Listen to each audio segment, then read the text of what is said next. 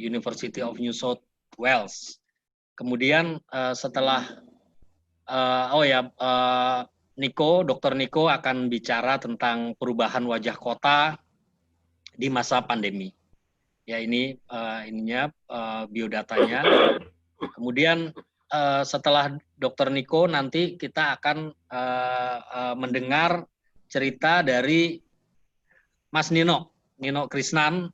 Ini pencinta dan penggiat kemaritiman, tapi juga banyak menekuni urban farming. Nah, Mas Nino ini akan bicara semangat muda bahwa kalau menggeluti urban farming ini nggak pandang usia, tetap dengan semangat muda. Ya, nanti kita akan dengar ceritanya, lalu dilanjutkan Mbak Marda Wibowo. Mbak Marda Wibowo ini pernah aktif di bidang treasury di perbankan selama 15 tahun dan kemudian sejak tahun 2015 sebagai ibu rumah tangga menekuni aktivitas urban farming sekaligus juga menekuni fashion dalam skala UMKM. Kita lalu akan mendengar juga menyimak cerita dari narasumber berikutnya itu Astar Simorangkir, maaf.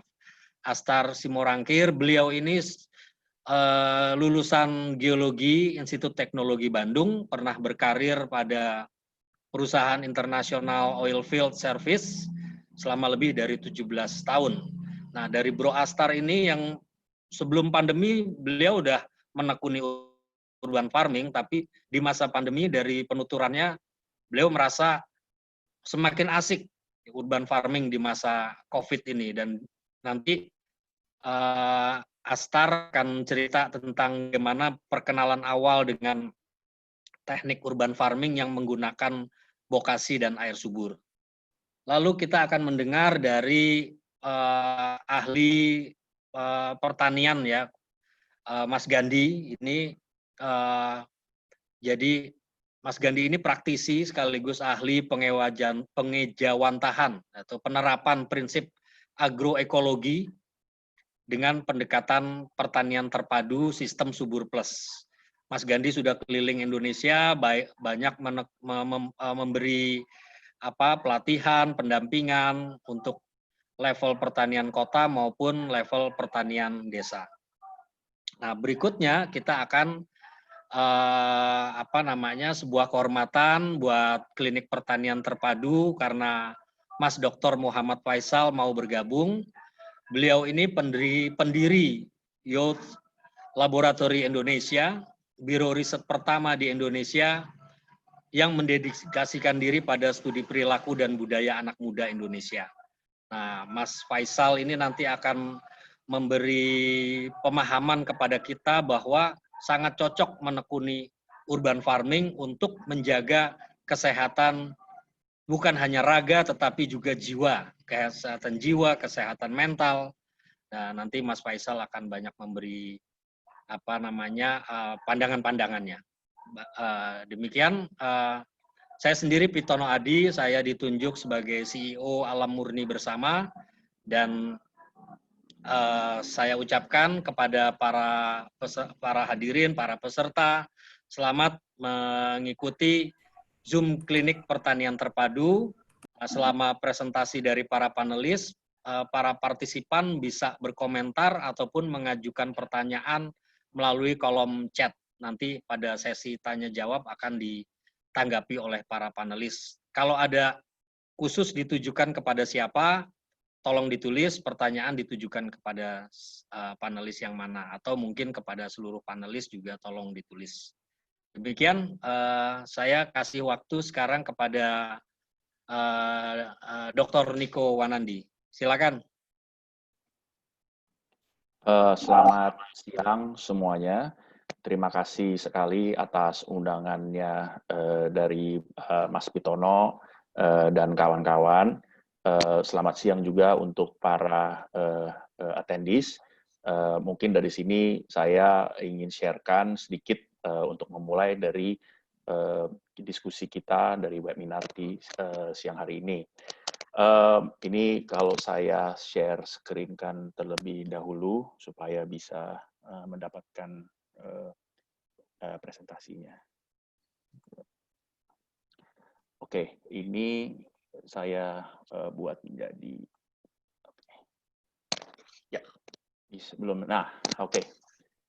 Mungkin sekarang dalam masa-masa pandemi COVID banyak terjadi waktu awal-awal kepanikan di mana orang takut sekali tertular, orang berdiskusi untuk karantina dan lain-lain. Cuman memang hal yang kita lihat banyak bermasalah, lumayan berkepanjangan di bidang supply untuk pangan. Banyak supply pengiriman makanan yang terhenti, dan juga akhirnya banyak makanan yang terbuang di daerah pinggir-pinggir kota misalnya. Jadi beberapa berita itu karena memang tujuannya dari usaha mengkarantina. Respon dari coronavirus ini sendiri memang sangat cepat, tapi juga yang ingin saya kaitkan berhubungan dengan masalah lingkungan atau masalah iklim. Mungkin kalau di coronavirus COVID-19 ini orang-orang cepat sekali bertindak, cuma kalau mungkin di bidang perubahan iklim atau climate change, rata-rata mungkin orang-orang tidak begitu paham atau tidak begitu bertindak cepat. Nah, ini mungkin yang dimana kita harus mungkin bergerak cepat karena keduanya itu terlink sebenarnya. Jadi kalau ini ada sedikit kartun yang saya share, mungkin orang-orang khawatir sekali dengan COVID, lalu ada banyak juga yang setelah itu resesi ekonomi. Tapi di belakang ada lagi yang ombak yang lebih besar, yang hijau itu perubahan iklim, yang di belakang lagi ada kehancuran dari biodiversitas. Memang yang namanya pandemi itu secara alami terjadi minimal setiap 100 tahun sekali pasti terjadi pandemi. Mungkin tahun 1918 itu ada Spanish flu, pandemi juga, tapi dengan berjalannya waktu, kekebalan tubuh semua bisa terbentuk sehingga akhirnya secara alamiah orang-orang menjadi oke. Nah, ini yang memang kita juga ingin selain orang-orang itu bersiap atau menghadapi pandemi yang pasti akan terjadi lagi di masa depan, tapi mulai memikirkan selain dari segi ekonomi growth, mungkin mengarah kepada perkembangan ekonomi atau economic development. Jadi dengan perkembangan ekonomi itu sudah mulai banyak fokus memikirkan lingkungan, memikirkan perubahan iklim. Nah, dari sini kalau saat yang kita lihat, banyak sekali orang-orang yang mulai memikirkan untuk menanam secara swadaya, karena terjadi banyak putusnya mata rantai supply chain pengiriman. Yang menarik di sini ada urban farming atau pertanian kota, yang dimana ada praktek yang berpotensi untuk dapat merajut kerjasama produksi pangan dengan pertanian desa atau rural farming. Di masa-masa pandemi, karena banyak yang putus, kita menyadari sekali bahwa produksi dan suplai pangan sebenarnya bisa dibantu oleh siapa aja, baik yang punya lahan besar maupun lahan terbatas. Kalau langsung track-nya bagaimana gitu. Intinya tanaman yang subur dan bagus, apalagi tanaman pangan, itu akan menghasilkan vitamin dan nutrisi yang baik. Vitamin dan nutrisi yang baik itu terutama misalnya untuk virus seperti COVID, itu adalah senjata terbaik tubuh kita untuk membuat kekebalan tubuh yang maksimal untuk melawan penyakit yang berdasarkan virus. Karena memang secara virus sendiri tidak ada obatnya kecuali dari kekebalan tubuh kita. Contoh, kalau kita terkena flu, kita minum obat, sebenarnya obatnya hanya untuk mematikan rasa sakit, untuk membantu menurunkan panas, tapi semuanya kembali lagi kepada nutrisi yang kita asup dan juga kepada istirahat yang cukup, sehingga tubuh akan menjadi kuat. Demikian, makanan yang kita konsumsi atau pangan yang kita konsumsi bergantung sekali kepada kualitas lingkungan yang positif dan kondusif. Untuk membentuk hasil pangan yang baik, seperti tanaman, pasti dibutuhkan matahari untuk berfotosintesa, ada air untuk kelembapan dan untuk kehidupan yang lebih kompleks, dan pasti di bawah tanahnya ada unsur-unsur organik yang didukung oleh makhluk hidup kecil, mikroba-mikroba tanah. Ketiga unsur ini bergabung menghasilkan makanan yang berkualitas dan tidak mungkin juga secara kuantitas juga biasa besar yang dapat membantu pembentukan imun sistem yang baik untuk tubuh. Apa definisinya dari tanah subur? Mudah saja, tanah subur biasa mengandung lebih dari 100 juta mikroba per gram tanah. Produktivitas dan daya dukung tanah tergantung pada aktivitas mikroba tersebut. Dan nanti setelah mikroba menghancurkan unsur organik, mendaur ulang unsur organik, nanti akan melepaskan banyak vitamin dan zat-zat lain yang membantu pertumbuhan tanaman yang tumbuh di atasnya. Tanaman yang tumbuh dari bantuan-bantuan mikroba ini akan menghasilkan vitamin-vitamin, menghasilkan zat-zat yang baik untuk tubuh yang biasanya keluar dalam bentuk metabolit sekunder atau secondary metabolites. Dan ini yang akan dipakai oleh tubuh kita, misalnya jahe merah sempat rame waktu COVID, itu zat-zatnya metabolit sekundernya yang bisa membantu untuk melegakan pernapasan, misalnya untuk COVID sendiri membantu untuk kita bisa lebih punya daya tahan tubuh yang lebih baik.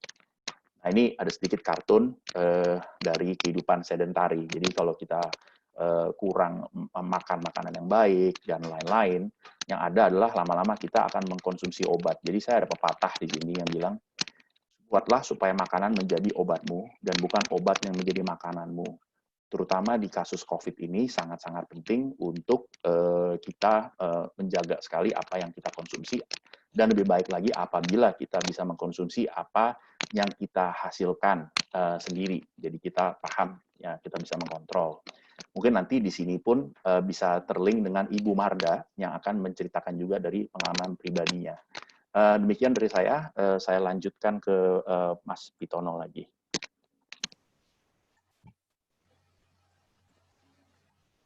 Baik, terima kasih Bro Niko. Kita lanjut kepada panelis yang berikutnya, Mas Nino Krisnan. Silakan, Mas Nino.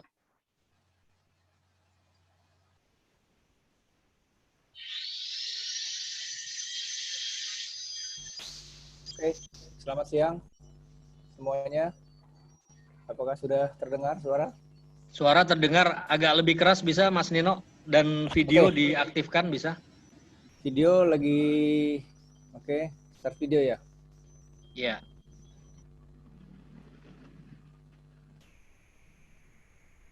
Sudahkah? Belum. Silakan sambil lanjut nanti. Lanjut ya. Oke, sudah ya. Oke, oh ya sudah. Ya. Oke. Bahan presentasi ada ya Mas Nino, nanti Ada. share. Nanti saya share pakai akun yang lain ya. Ini ada 2 soalnya. Oh, iya baik. Silakan Mas Nino, waktunya 5 menit. Oke, selamat siang semuanya. Salam subur. Dari saya Nino Krisnan.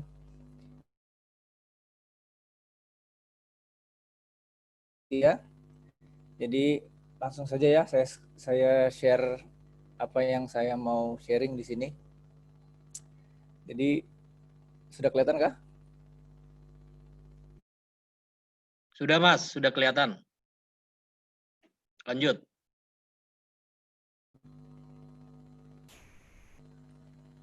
Oke, jadi yang saya mau sharing di sini adalah diminta bercerita bagaimana saya dan berekspresi melalui kegiatan tani kota, tapi melibatkan generasi reproduksi gitu.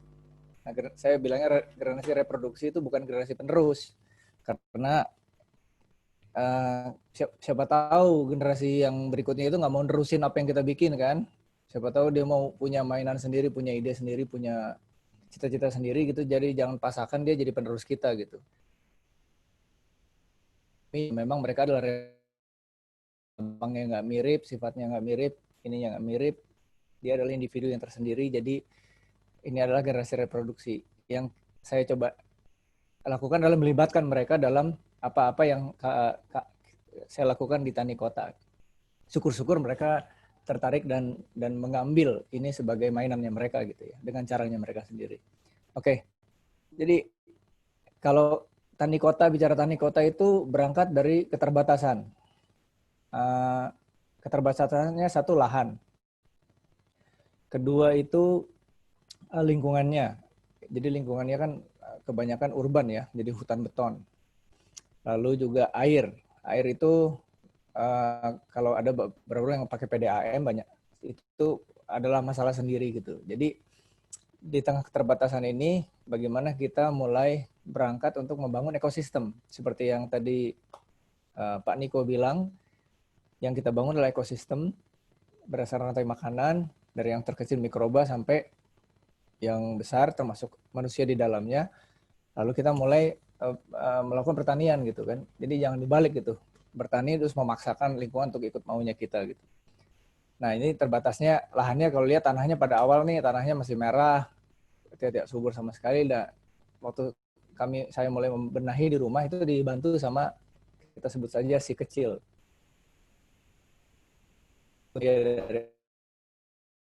Sama hal-hal seperti ini. Lalu mulainya dari mana gitu? Kita mulai dari yang apa yang ada aja. Yang ada ya ini dulu kita buang ini semua sampah-sampah organik ini kan. Daun-daun jatuh segala macam, buah apa, sampah dapur kita buang. Sekarang enggak, mulainya kita kumpulkan di satu pojok dulu. Ada satu pojok, satu tumpukan, dan kita mulai semprot dengan mikroba supaya terjadi penguraian termasuk fermentasi yang tuntas gitu di ini untuk bisa dipakai nanti di bercocok tanam. Lalu dalam usaha-usaha ini makin banyak nih generasi reproduksi yang ikut nih. Si kecil ngajak teman-temannya bergabung, dan mereka biasanya sih senang ya, senang, nggak pernah ada yang nggak senang gitu. Senang nyari-nyari daun. Ini yang besar, baju merah ini yang besar, ini udah mulai ikutan juga. Dia mulai aktif membantu. Lanjut. Nah, tapi dalam usaha-usaha ini tentu saja dibarengi dengan pembelajaran ya. Jadi banyak lagi belajar, kita cari-cari sama-sama di Google, atau saya tanya ke teman-teman di sini, ada seperti Mas Gandhi, Pak Niko gitu ya. Saya diskusi sama mereka dan teman-teman lainnya, para petani kota lainnya yang saya kenal gitu. Lalu saya sharing sama generasi-generasi reproduksi ini. Ini yang gambar paling kanan itu, ini sepupu-sepupunya mulai datang gitu. Terus ikutan cari-cari cacing. Ini kita lagi eksperimen miara cacing gitu di rumah. Ambil cacingnya ya dari kebun gitu. Cari-cari sendiri di bawah tumpukan daun itu yang sudah terfermentasi. Ternyata jadi banyak cacing. Lalu ini saya menyebutnya perjuangan menyuburkan tanah.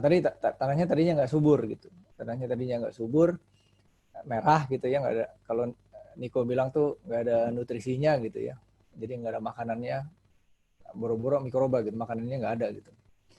Jadi terus saya latihan dengan pertama kali membuat bokasi. Nanti Pak Astar yang akan cerita banyak tentang bokasi. Lalu air subur yang cair di gambar tengah itu adalah awal dari penyehatan tanah dulu. Jadi kita nggak bicara tanaman dulu, tanah dulu kita sehatkan. Ini saya gali rorak, namanya ini parit buntu, ini saya gali, lalu saya bikin bokasinya di dalam lubang itu. Lalu saya tutup daun kering sebagai mulsa supaya terfermentasinya langsung terjadi di dalam tanah. Dengan harapan ya mulai berkala lah, kesuburannya meningkat. Nah, ini menyuburkan tanah itu dengan sendiri kita menyambung rantai makanan dan membangun ekosistem. Jadi menyambung rantai makanan ini bisa dilihat di sini bahwa mulai kelihatan tuh cacing mulai keluar. Lalu cacing ini makannya mikroba salah satunya gitu. Terus jadi dimakan yang cacing, nanti cacing dimakan yang lain, dimakan kodok dimakan, dan seterusnya. Mulailah ketemu binatang-binatang yang saya nggak pernah lihat sebelumnya gitu ya. Contohnya nih, ini yang kayak kalajengking ini baru tahu saya ada binatang ini tahun 2020 gitu. Saya cari-cari di Google dengan deskripsi bentuknya, ketemu namanya ketonggeng. Kalau bahasa Inggrisnya tuh scorpion, kayak scorpion tapi nggak ada sengatnya, jadi dia hanya pakai cambuk. Nah, lalu di tempat saya itu banyak burung-burung mulai datang. Ini burung yang sebelah kanan ini, dua ini baru saya potret seminggu lalu lah. Dia tuh benar-benar bertengger di pohon yang belum besar ya. Jadi dekat sekali dengan teras gitu. Jadi dia dekat, dan ini memang pohon-pohon yang asli itu tidak pernah ditebang, bahkan saya mencoba menambah pohon-pohon baru. Lalu bekicot ini saya biarkan aja, malah nextnya mungkin saya mau ternakin juga gitu. Nah, ini pisang itu saya tumbuhkan dulu pertama gitu, karena dia sumber fosfor, selain kita bisa ambil buahnya, karena pisang yang sekali berbuah dia tumbang, batangnya bisa untuk sumber fosfor, salah satu unsur hara makro dari tanaman ya, NPK, P-nya itu fosfor, tanam dulu. Lalu ini ada vanila, vanili dikasih oleh teman saya, ya saya tempel aja di salah satu pohon dan sekarang udah merambat liar ke atas gitu ya. Dan ini target saya nanam vanila bukan untuk dipanen karena harganya tinggi, karena saya pengen menjadikan halaman saya jadi hutan mikro gitu ya. Jadi segala macam tumbuh seperti di alam. Lalu mulai cacing tumbuh gitu. Maaf nih bagian geli-geli cacing nih ya, saya harus memberikan bahwa betapa gemuknya cacing setelah diberi bokasi gitu ya. Nah, tadi kan mulai dari apa yang ada gitu. Tapi ada juga yang nggak ada gitu. Di kota itu ya yang harus saya beli terpaksa gitu ya. Itu kotoran sapi nih. Jadi terpaksa saya membeli kotoran sapi untuk dibikinkan bokasi gitu. Ini adalah kotoran sapi yang datang pagi-pagi di rumah saya dan orang-orang bertanya, apa ini Pak? Gitu. Beli apa gitu. Dan saya bilang kotoran sapi, ya mereka bingung aja gitu. Beli kotoran sapi 1 truk buat apa gitu. Ya ini dalam rangka menyuburkan tanah tadi, membangun ekosistem. Nah ini pemandangan tadi yang tadi kosong ini udah mulai jadi hutan. Jadi hutan dan banyak tanaman yang tumbuh-tumbuh sendiri nih, nggak saya tanam. Di bawah burung bibitnya dan tanaman yang tumbuh sendiri itu nggak saya cabutin, saya biarin sebisa mungkin. Bahkan kalau udah mau saya pakai lahan yang ada tanaman itu, biasanya saya gali, saya pindahin ke polybag gitu ya, supaya karena saya penasaran ini tanaman apa gitu. Kadang-kadang saya suka cari di Google tanaman apa gitu, karena menurut saya nih kenapa tanaman tumbuh di situ, karena satu cocok lingkungannya, kedua dia kuat ya, nggak diurus tapi tumbuh sendiri, berarti kan tanaman yang kuat gitu. Jadi itu spesial, jadi saya biarin aja gitu ada di situ. Nah kalau udah rimbun gini memang ada tantangan tersendiri ya, karena matahari jadi kurang segala macam, jadi pas bercocok tanam harus memilih tanaman-tanaman yang sesuai gitu. Nah ini mulai persiapan menanam, saya yang tadi kotoran sapi itu sudah saya fermentasi dari 2018, tapi karena ada WFH dan pandemi jadi punya banyak waktu, jadi kita mulai panen. Si kecil udah jadi agak gede sekarang, kita panen bokasinya. Di situ ada uret, itu larvanya kumbang tanduk, nanti kita tangani dengan cara biologi juga, dengan nanti di Q&A bisa kita jawab. Lalu kita bikin dari pot, kita saring ini sehingga dapat bokasi yang halus dan yang kasar, dan juga menyaring batu-batu dan sampah-sampah anorganik. Nah ini mulai menanam dan merawat gitu. Jadi kalau menanam tuh ada ujungnya, merawat gitu sebelum panen gitu. Jadi kalau nanam cabai misalnya gitu, kan kita pengennya wah nanti ada cabai segala macam. Tapi jangan lupa ada fase merawatnya itu yang nggak mudah gitu, nggak mudah. Tapi kalau dilakukan dengan tekun pasti ada jalan lah. Jadi nanam ada lemon lokal, ada cabai, ada sekarang udah macam-macam, ada serai, ada pepaya, ada macam-macam ya, ada bunga-bungaan juga. Bunga-bungaan juga penting ya, karena kita menarik serangga juga untuk tertentu untuk keseimbangan alam. Nah, saya beli ini nangka mini di online, lalu saya bikin planter bag. Planter bagnya saya kasih biopori gitu, supaya kita bisa masukin biopori yang tidak berhenti gitu ya. Nah, nextnya itu ini yang gede mulai turun terlibat, karena yang gede itu kalau yang kecil dia lebih ke biological side-nya, jadi aspek biologisnya dia senang gitu ya. Kalau yang gede ini lebih senang teknis. Jadi karena saya pengen bereksperimen aquaponik, jadi saya berkolaborasi sama generasi reproduksi yang gede untuk dia yang mendesain. Jadi saya cuma mengarahkan, dia yang mendesain, dia yang research di YouTube, dia yang di internet segala macam. Saya cuma mengarahkan semua yang dia yang desain ini. Dia yang desain, dia yang kerjakan sendiri. Dia yang motong besinya segala macam. Ini anak kelas 2 SMA nih. Kalau yang kecil tadi kelas 6 SD. Nah ini salah satu masalah itu adalah PDAM itu ada klorinnya. Jadi klorin itu bagaimana caranya akhirnya kita menemukan yang kita filter aja gitu. Jadi kita mesti beli filter untuk menghilangkan klorin. Nah, udah mulai jadi Maaf hutan. Mas Nino, waktunya 1 menit lagi ya. Oke. Udah jadi hutan, mulai cari-cari lahan baru nih. Lahan baru mulai ke atas-atas rumah kita. Ke atas-atas rumah, cari atap yang kosong, mau diapain, tembok-tembok juga udah mulai dipasangin media rambat. Jadi ini cari lahan baru gitu. Karena ya itu tadi keterbatasan di kota. Dan jangan lupa, kami juga selalu merajut jejaring agroekologi, baik di kota maupun di desa ya. Jadi ini di Pulau Seribu yang tengah nih. Kita bikin air subur, ini di Cibuntu, di Kuningan, yang kiri, yang kanan atas tuh di Kebun Belimbing di Depok. Ini juga di Cibuntu yang kanan bawah bersama warga diskusi mengenai agroekologi. Jadi itu dari saya untuk bahan diskusi berikutnya. Salam subur. Terima kasih Pak Pitono, saya kembalikan.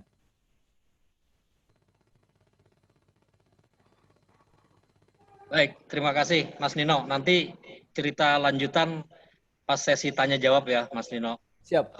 Itu udah ada pertanyaan buat Mas Nino, nanti disiapkan aja jawabannya. Oke. Baik, kita lanjut ke Mbak Marda. Mbak Marda Wibowo. Silakan Mbak Marda. Selamat siang semuanya. Terima kasih atas undangannya Pak Pitono dan teman-teman semuanya. Saya di sini tidak memberikan presentasi, saya hanya memberikan pengalaman saya selama menjadi pelaku urban farming bebas kimia ini yang saya lakukan dari tahun 2015. Latar belakang saya itu untuk menjadi pelaku urban farming itu sebenarnya setelah saya berhenti bekerja dari 2015 itu, saya menjadi ibu rumah tangga dan banyak waktu luang yang tidak diisi dengan apapun. Lalu kebetulan saya berpikir, saya itu kan senang sama sayuran, bunga-bunga, dan kebetulan di depan rumah itu banyak banget, bukan banyak ya, ada lahan kosong yang cukup luas, kurang lebih 250 meter persegi, yang hanya dijadikan tempat buangan puing bangunan ya. Lalu saya berinisiatif untuk memanfaatkan lahan tersebut untuk ditanami sayuran dan bunga-bunga. Ya sayuran sih intinya adalah untuk saya konsumsi tadinya, dan kalau bunga memang hanya untuk keindahan. Lalu yang mendorong saya itu adalah untuk melakukan hal tersebut adalah salah satu yang paling penting di diri saya itu adalah saya itu mengidap penyakit tumor payudara dan sampai dilakukan operasi. Saat itu dokter mengatakan bahwa faktor utama saat ini tumor pada wanita, tumor payudara pada wanita itu lebih banyak selain dari genetik itu adalah stres. Dan makanan yang kita konsumsi sehari-hari itu jujur aja masih banyak mengandung bahan kimia. Saran dari dokter untuk saya itu adalah lebih banyak mengonsumsi sayuran bebas kimia dan melakukan hal yang positif, kegiatan positif yang menyenangkan buat saya. Saat itu saya mencari-cari informasi mengenai bagaimana cara bertanam, tentunya dengan yang bebas kimia. Dan kebetulan saya punya teman memberikan informasi bahwa saya punya teman nih yang memang ahlinya dalam bidang bercocok tanam ya dengan konsep bebas kimia. Saya dikenalkanlah dengan Pak Gandhi dan Pak Niko yang ada di sini. Akhirnya saya mengkontaklah beliau, Pak Gandhi dan Pak Niko satu persatu. Pertama dengan Pak Niko saya melakukan pertemuan. Itu dari awal, dari sore sampai mall itu tutup, kita belum selesai ngobrol saking serunya. Dan saya dengan Pak Gandhi juga, saya langsung ke Jogja, ke rumah Pak Gandhi, diskusi banyak dan berusaha belajar bagaimana sih bertanam secara konsep yang Pak Gandhi dan Pak Niko lakukan itu. Dan saya diajak Pak Gandhi untuk melihat tanaman padinya yang ada di sawah dan sangat takjub dengan padi-padi yang ada di sawah tersebut. Karena apa? Padi yang ditanam itu benar-benar bisa kita dengan konsep non pestisida itu dibandingkan dengan yang pestisida itu, saya bisa melihat langsung di sebelah kanan dan sebelah kirinya. Itu pohon-pohon padinya itu sangat berbeda sekali dari segi fisiknya. Yang non pestisida itu sangat subur Dan yang pestisida itu warna pun juga udah kelihatan tidak sehijau yang konsep non pestisida tersebut, seperti itu.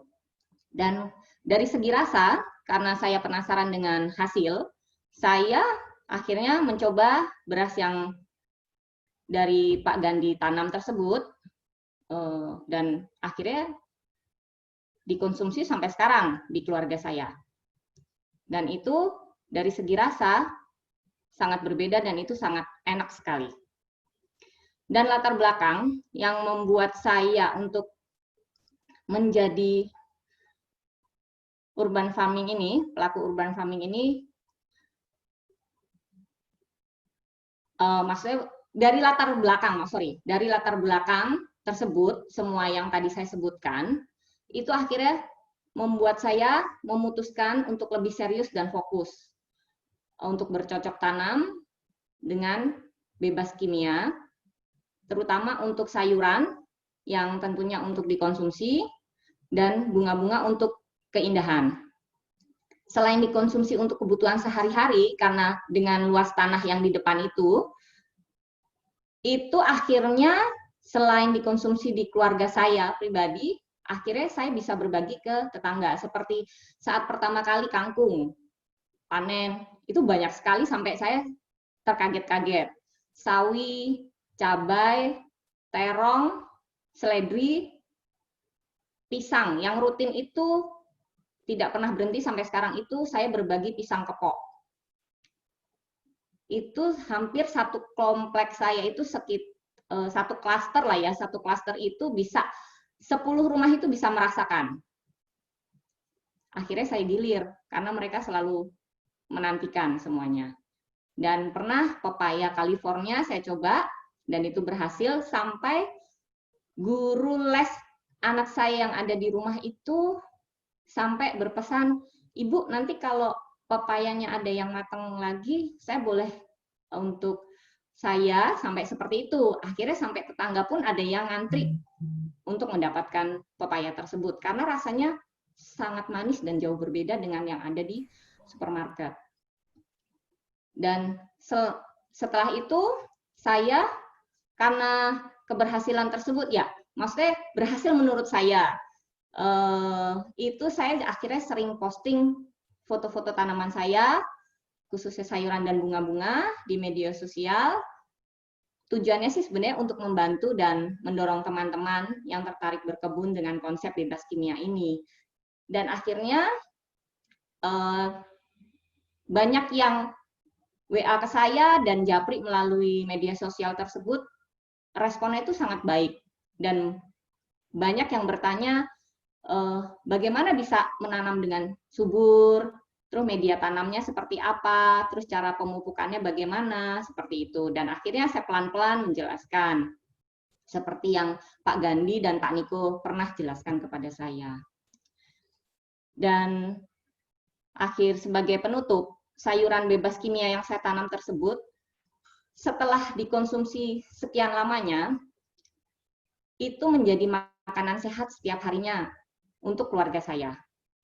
Hal tersebut memberikan dampak positif, terutama untuk pribadi saya.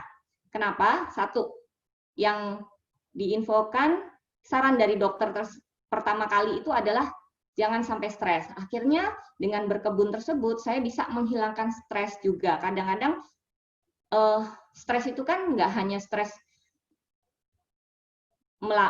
memikirkan hal-hal yang di luaran. Kadang-kadang stres dengan di rumah, kayak saya menghadapi anak. Anak saya masih kecil-kecil, umur 9 dan 11 tahun. Dan dua-duanya laki-laki, dan itu menghadapi yang anak tuh terus berantem kalau pulang sekolah. Pokoknya kalau udah ketemu itu pasti isinya berantem, saya stres tuh ngeliat itu. Karena biasa dulu kerja, terus melihat anak-anak, stresnya tuh luar biasa. Akhirnya saya lari ke kebun untuk menghilangkan stres tersebut. Ya agak ini juga sih, larinya ke kebun, anak-anak dicuekin ya, tapi oke lah gitu. Daripada saya harus marah-marah ke anak-anak. Dan yang kedua, ini yang paling saya agak kaget, hasil diagnosa dari tumor saya itu semakin kesini semakin menurun. Terakhir itu saya sebelum COVID itu berarti 2019 saya terakhir kontrol itu dokter pun agak kaget ya. Itu semua turun ke menjadi kista dan beberapa nggak cuma beberapa, malah banyak sekali yang benar-benar hilang dari payudara saya itu. Jadi benar-benar itu sepertinya kayak apa ya, kaget juga gitu loh. Oh, hanya dengan makanan yang kita makan hari-hari itu, sayuran yang benar-benar bebas kimia itu benar-benar akan membantu tubuh kita menjadi lebih sehat. Dan yang ketiga, dampak positifnya itu adalah menyebarkan pola makan hidup sehat tanpa bahan kimia ke teman-teman dan semua yang saya kenal sih. Itu saja. Sekian dari saya. Terima kasih. Saya kembalikan ke Pak Pitono. Baik, terima kasih Mbak Marda. Nanti cerita lebih banyak pas sesi tanya jawab ya, Mbak Marda. Satu hal yang saya catat dari pengalaman Mbak Marda ini, Mbak Marda bisa memastikan bahwa yang dia konsumsi itu makanan sehat, karena karena dia tanam sendiri, dirawat sendiri, dipanen, hasilnya dinikmati bukan hanya sendiri tapi juga oleh bersama dengan tetangga kanan kiri. Dan ternyata itu sejalan dengan anjuran dokter Mbak Marda. Nah, ini menarik, nanti bisa digali lebih jauh. Silahkan para peserta bila ada pertanyaan bisa disampaikan melalui kolom chat. Baik, saya lanjut ke Bro Astar Simorangkir. Silahkan Bro Astar.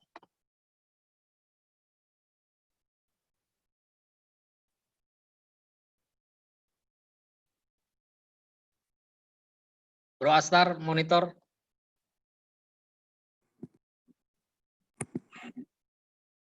Bisa, gue nggak bisa start dari sini, Bro Pitono. Jadi gimana? Ini gue mau start video.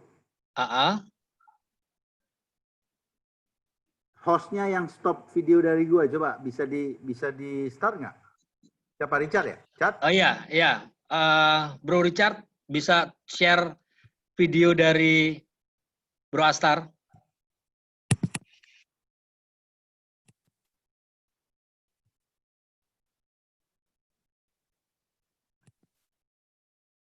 Sambil nunggu video mungkin bisa kasih pengantar dulu. Oke. Bang Astar. Selamat siang, salam sejahtera buat kita semua. Jadi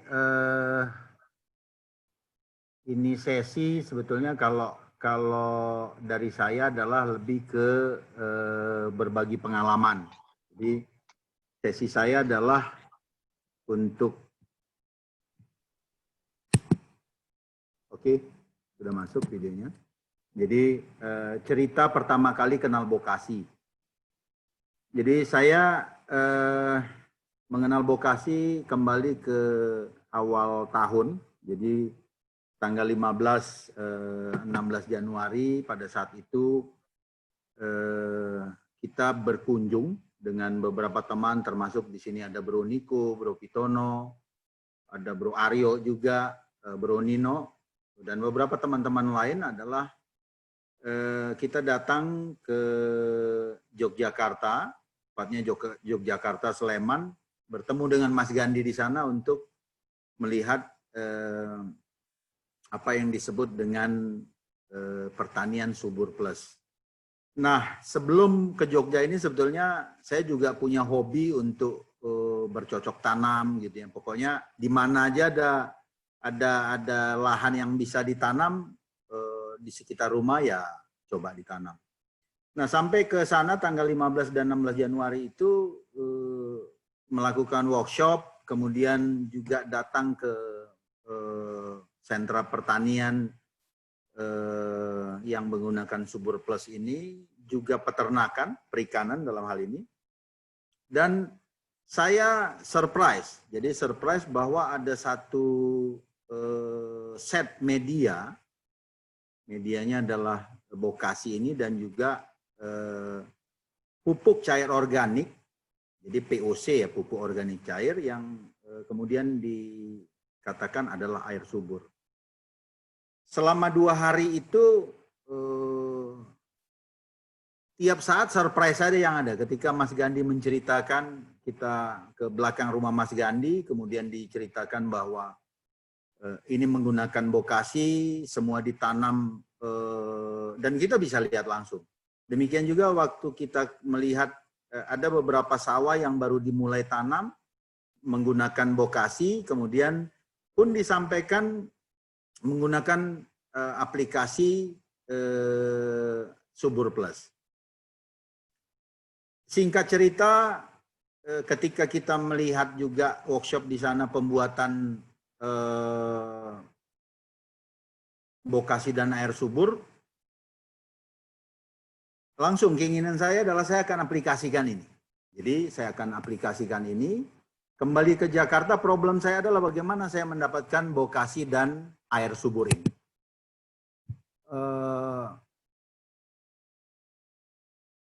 Tolong Bro Pitono, ini saya nggak bisa screen sharing karena masih ada yang screen sharing.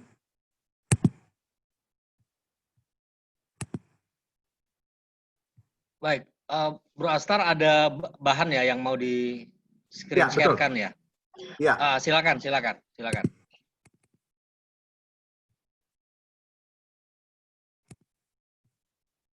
Oke. Ya. Jadi problemnya adalah saya harus mencari bokasi dan air subur karena saya berpikir kalau harus saya bikin, saya masih butuh waktu untuk kecap itu. Akhirnya saya kontak Bro Niko dan Mas Gandhi. Oke, ini ada. Nah, mulai dari saat itu, thanks Bro Handi mungkin join di sini. Kemudian saya dapatkan bokasi dan air subur dari Bro Handi. Kemudian semua yang ada ditanam di rumah itu pelan-pelan saya ganti. Yang ada di tanah, sekitar tanahnya saya injek dengan bokasi. Yang ada di pot digantikan dengan bokasi. Nah,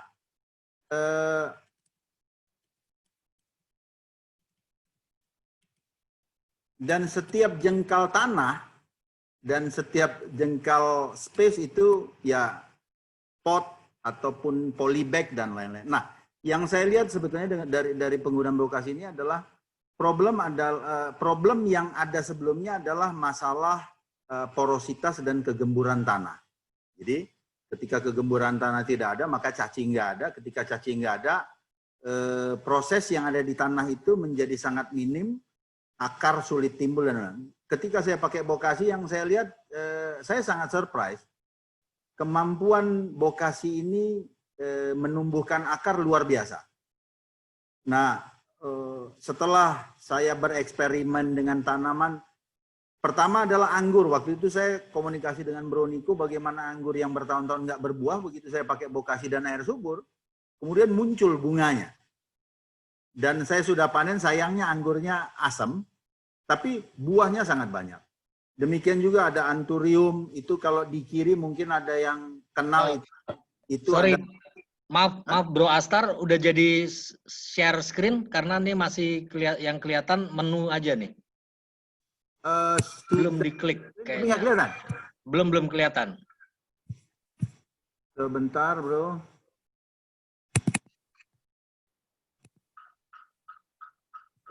Ini ya.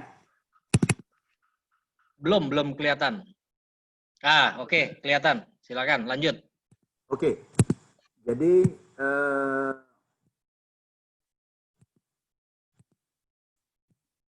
kalau saya ulang dari atas kira-kira oke. Jadi ini luasan yang sebetulnya adalah tanah, tadinya tanah merah gitu. Yang jadi persoalan sebenarnya tanah merahnya subur, tapi dia porositinya sangat sedikit. Nah, ini yang saya lakukan, saya injek dengan bokasi. Kemudian yang ada di pot juga di kiri, mungkin teman-teman ada yang paham, itu ada sayur bangun-bangun, kemudian itu ada jambu kristal, ada bibit lengkeng merah dan lain-lain. Nah, yang di tengah ini yang saya cerita anggur yang ini sebenarnya saya stack ini. Jadi saya stack, kemudian dalam 3 bulan bagus. Tapi media stacknya itu bokasi dan batangnya itu saya rendam dengan air subur. Yang di kanan itu anthurium pun itu campuran dari medianya saya campurkan dengan bokasi dan juga rutin disemprotkan dengan pupuk organik cair itu kalau air subur. Nah, naik ke atas ini di dak yang kiri, semuanya nggak bisa menggunakan pot dan juga menggunakan polybag. Nah, semua itu medianya adalah campuran tanah dengan bokasi. Nah, yang saya mau share sebetulnya ada satu di tengah ini dan di kanan ini adalah adenium atau kemboja. Kemboja Adenium arabicum. Nah, Adenium arabicum ini sudah bertahun-tahun kita tunggu supaya dia keluar tanduknya, artinya bibitnya. Nggak keluar, kemudian saya campur medianya itu dengan bokasi dan kemudian rutin diminumkan air subur. Nah, itu tanduknya keluar, apa istilahnya, bakal buah dan bibitnya itu keluar, ya. Berikutnya akan disemai untuk mudah-mudahan juga bisa jadi bibit bagus. Nah, ini di kiri ini pisang, bibit pisang yang di ujung itu dari Bro Pitono itu, pisang raja Bro Pitono ya. Itu pisang raja, ya saya tanam, kemudian di kanan itu adalah jahe, bibit jahe ini dari Simalungun, Sumatera Utara. Nah, semua itu medianya itu saya campurkan dengan bokasi dan rutin itu disemprotkan dengan air subur. Di kanan tadi saya zoom yang adalah tanduk ataupun bakal bibit dari Adenium arabicum. Tips terakhir adalah di Sleman Mas Gandhi bawa kita ke satu tempat kolam yang untuk perikanan itu pakai aplikasi bokasi dan air subur. Kemudian saya praktekkan di rumah, yang saya dapat adalah bahwa ketika memelihara ikan, yang penting airnya bersih. Itulah syaratnya. Menjadi persoalan untuk sistem filtrasi. Saya kemudian googling dan lain-lain, ada dua, filtrasi mekanik dan filtrasi biologis. Nah, air subur itu terbukti buat saya adalah dia bisa membantu proses itu. Jadi di kiri itu hitungan mungkin sudah 3 bulan saya nggak pernah otak-atik filternya dan airnya jernih sekali. Nah, di kanan itu ketika saya membibitkan ikan, saya pun menggunakan aplikasi bokasi dan air subur. Nah, jadi itu tadi artinya introduksi dari saya, bagaimana saya mengenal bokasi dan kemudian saya mempergunakan bokasi. Nah, di sepanjang pandemik COVID ini buat saya adalah yang saya rasakan adalah waktu yang saya habiskan di telepon-pohon tidak akan pernah membuang waktu. Jadi artinya bayangkan bahwa seharian ketika kita, kalau Bro Niko pernah mengatakan bahwa oh ya, tanaman itu harus diajak ngobrol gitu. Kemudian saya coba aplikasikan, artinya kita memperhatikan dan it works. Jadi memberikan bunga, memberikan kemampuan tumbuh yang bagus, demikian juga dengan ikan gitu. Jadi dan salah satu lagi adalah yang tadi Mbak Marta juga sampaikan bahwa apa yang kita lakukan ini, saya mau katakan benar adalah bercengkerama dengan alam gitu, bisa mengurangi stres. Mungkin itu saja introduksi awal dari saya. Saya kembalikan lagi ke Bro Pitono. Terima kasih. Baik, terima kasih Bro Astar untuk presentasinya.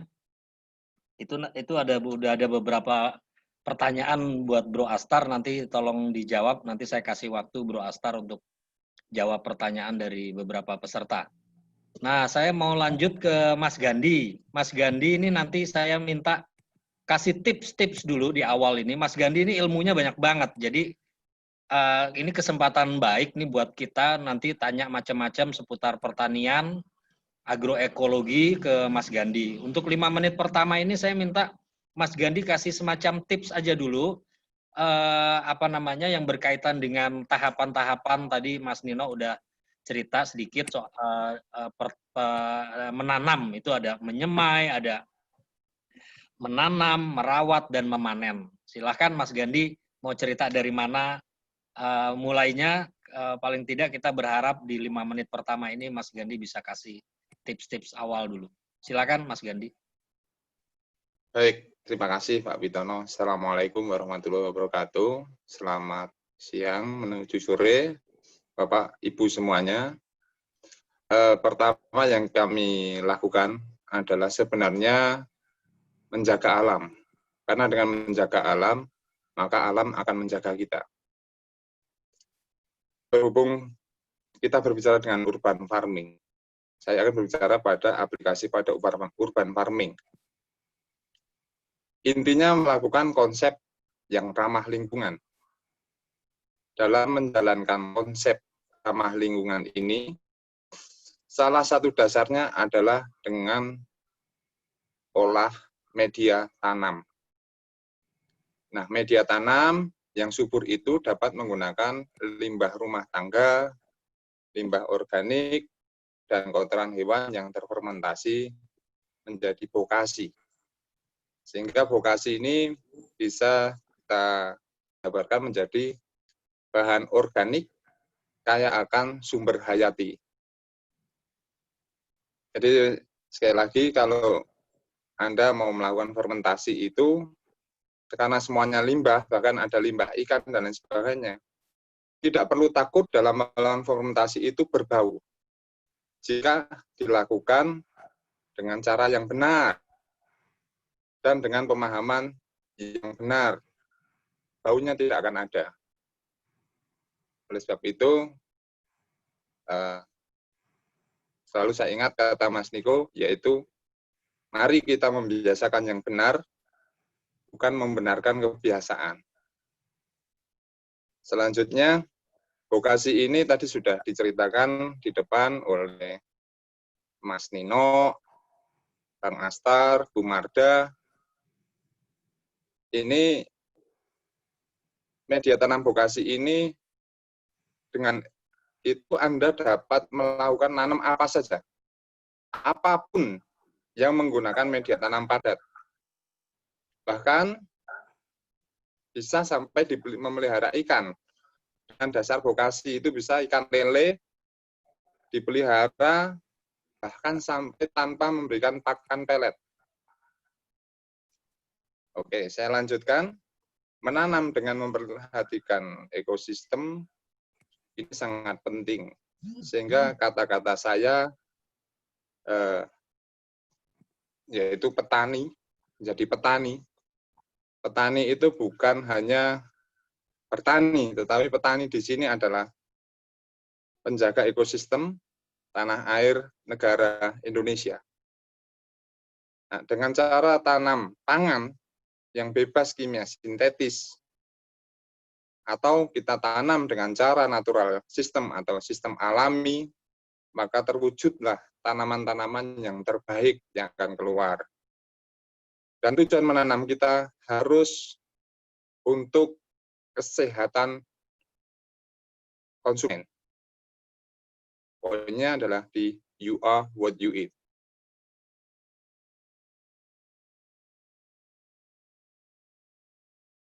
Nah, yaitu layar pertama paling bawah dengan tebal 15 cm, itu menggunakan kotoran hewan, lalu selanjutnya disemprot secara merata, atau diguyurkan secara merata dengan menggunakan air subur, atau tadi sudah dijelaskan air subur yaitu mikroba yang sudah kami create, sehingga Anda lebih mudah dalam pelaksanaannya atau dalam aplikasinya.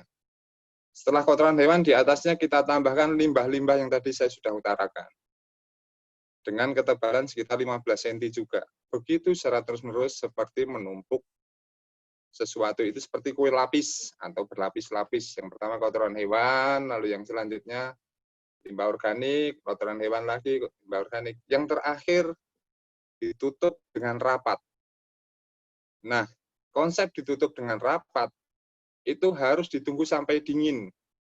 Setelah dingin, baru bisa digunakan.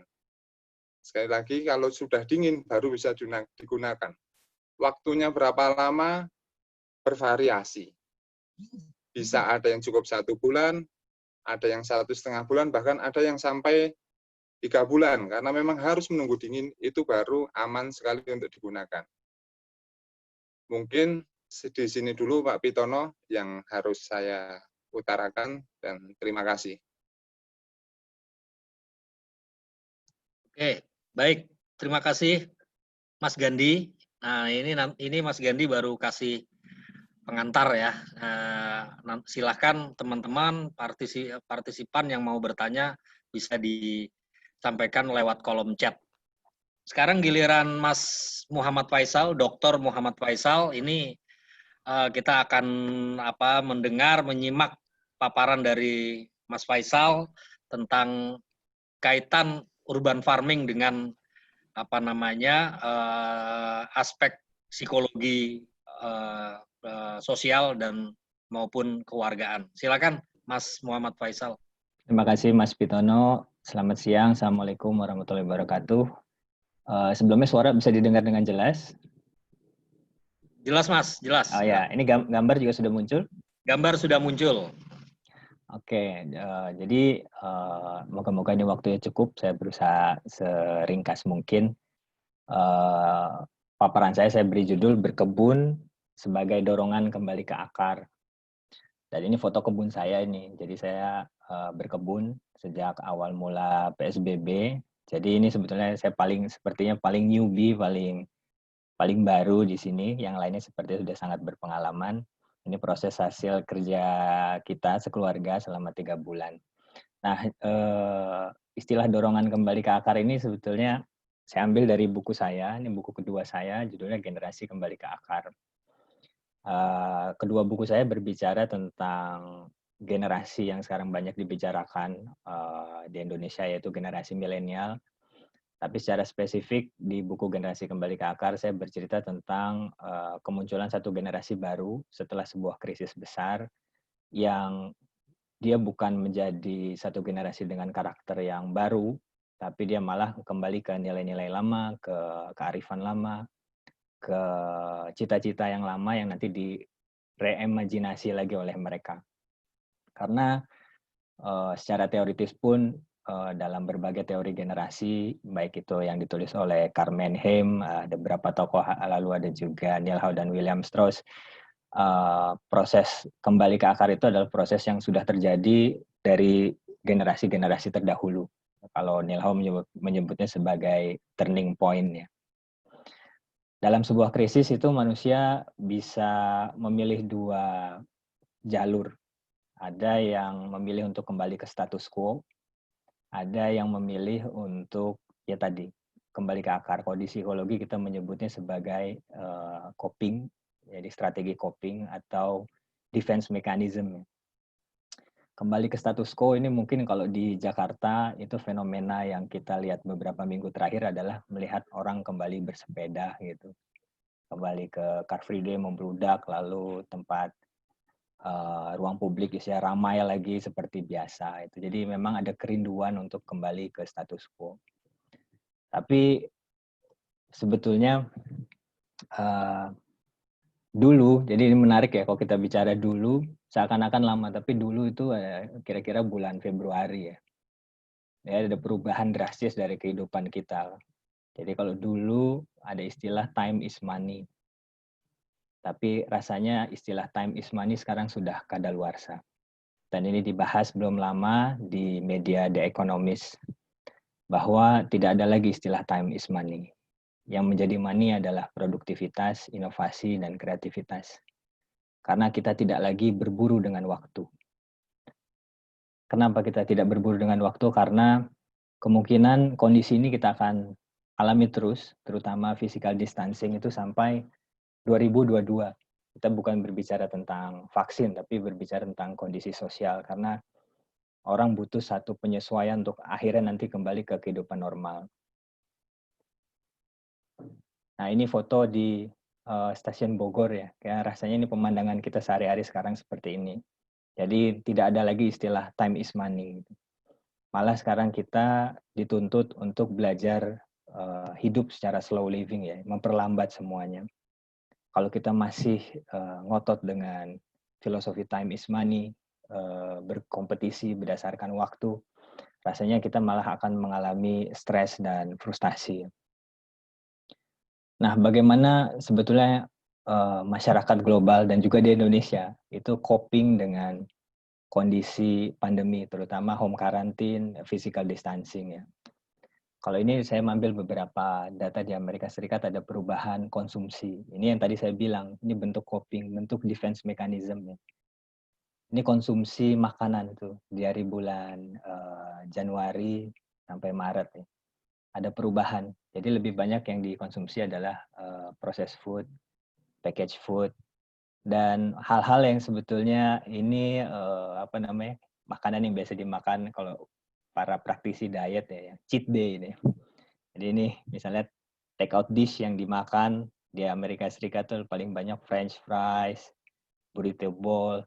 Kalau di Indonesia kita lihat fenomena kopi ya.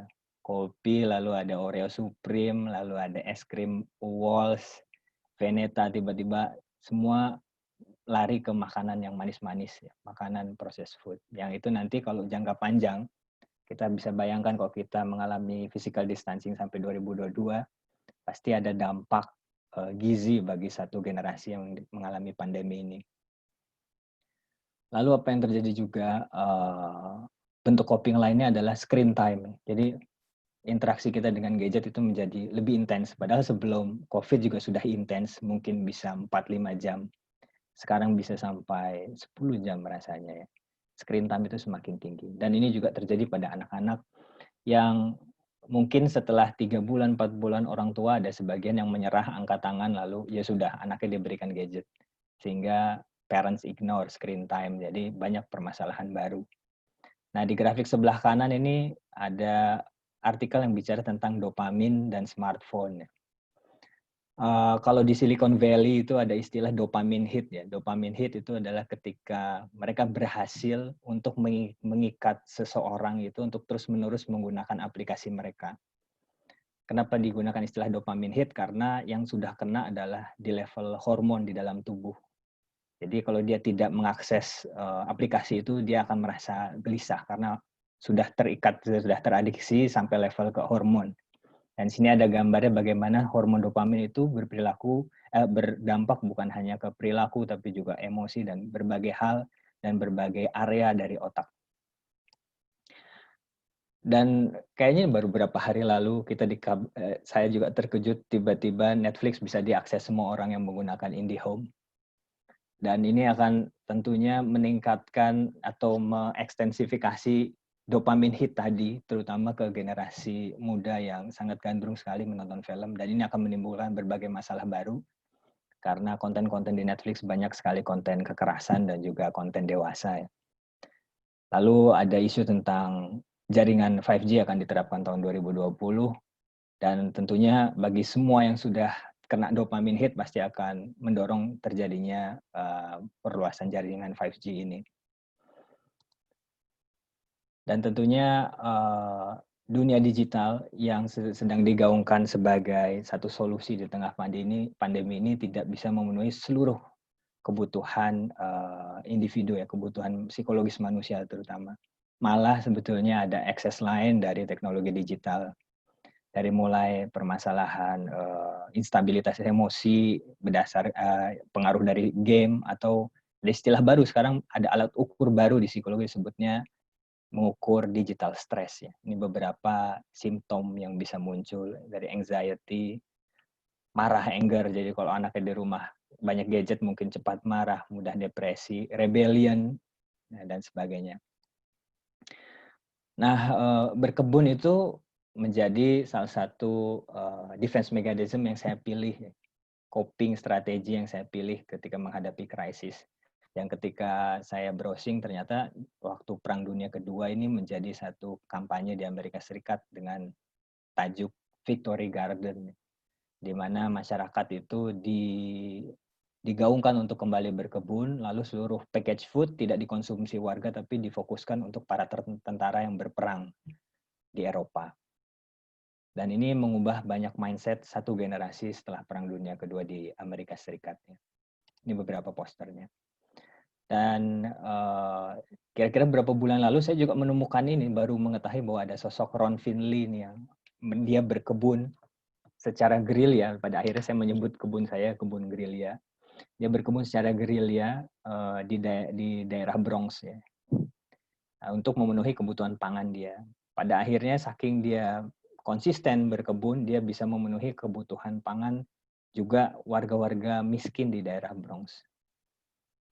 2 bulan terakhir rasanya video masterclass dari Ron Finley ini menjadi hits yang di antara video-video masterclass yang lainnya. Nah, ternyata berkebun itu selain tadi memenuhi pangan, kalau di Ron Finley dia juga bisa menjadi media inklusivitas ya, karena Ron Finley berasal dari kelompok minoritas ya kalau di daerahnya dia.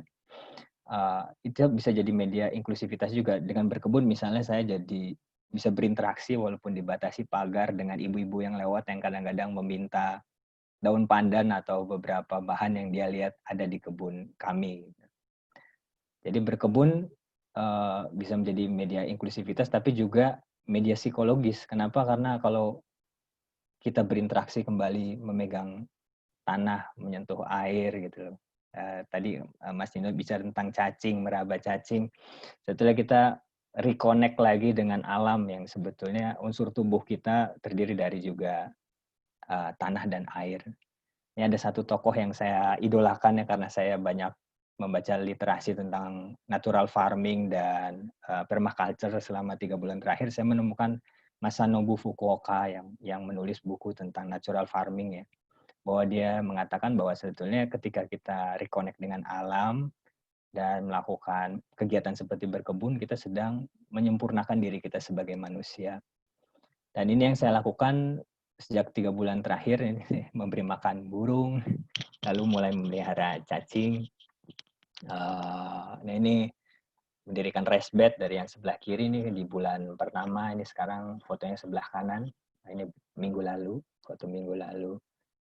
Lalu membuat sendiri beberapa tanaman rambat yang alhamdulillah sudah panen menggunakan media tadi Subur Plus juga dan Bokasi, dibantu oleh Mas Gandhi nih yang juga mementori kita, dan juga Mas Niko dan Mas Handi. Ini raised bed kita yang lain. Dan juga tadi persis seperti yang dikatakan Mas Nino, jadi generasi reproduksi. Jadi dilibatkan anak saya nih. Anak saya banyak sekali energi karena dia seorang atlet junior sepak bola. Jadi ketika harus belajar di rumah, dia pada minggu pertama itu nendang bola ke rumah tetangga, dia membakar barang, pokoknya energinya tidak tersalurkan.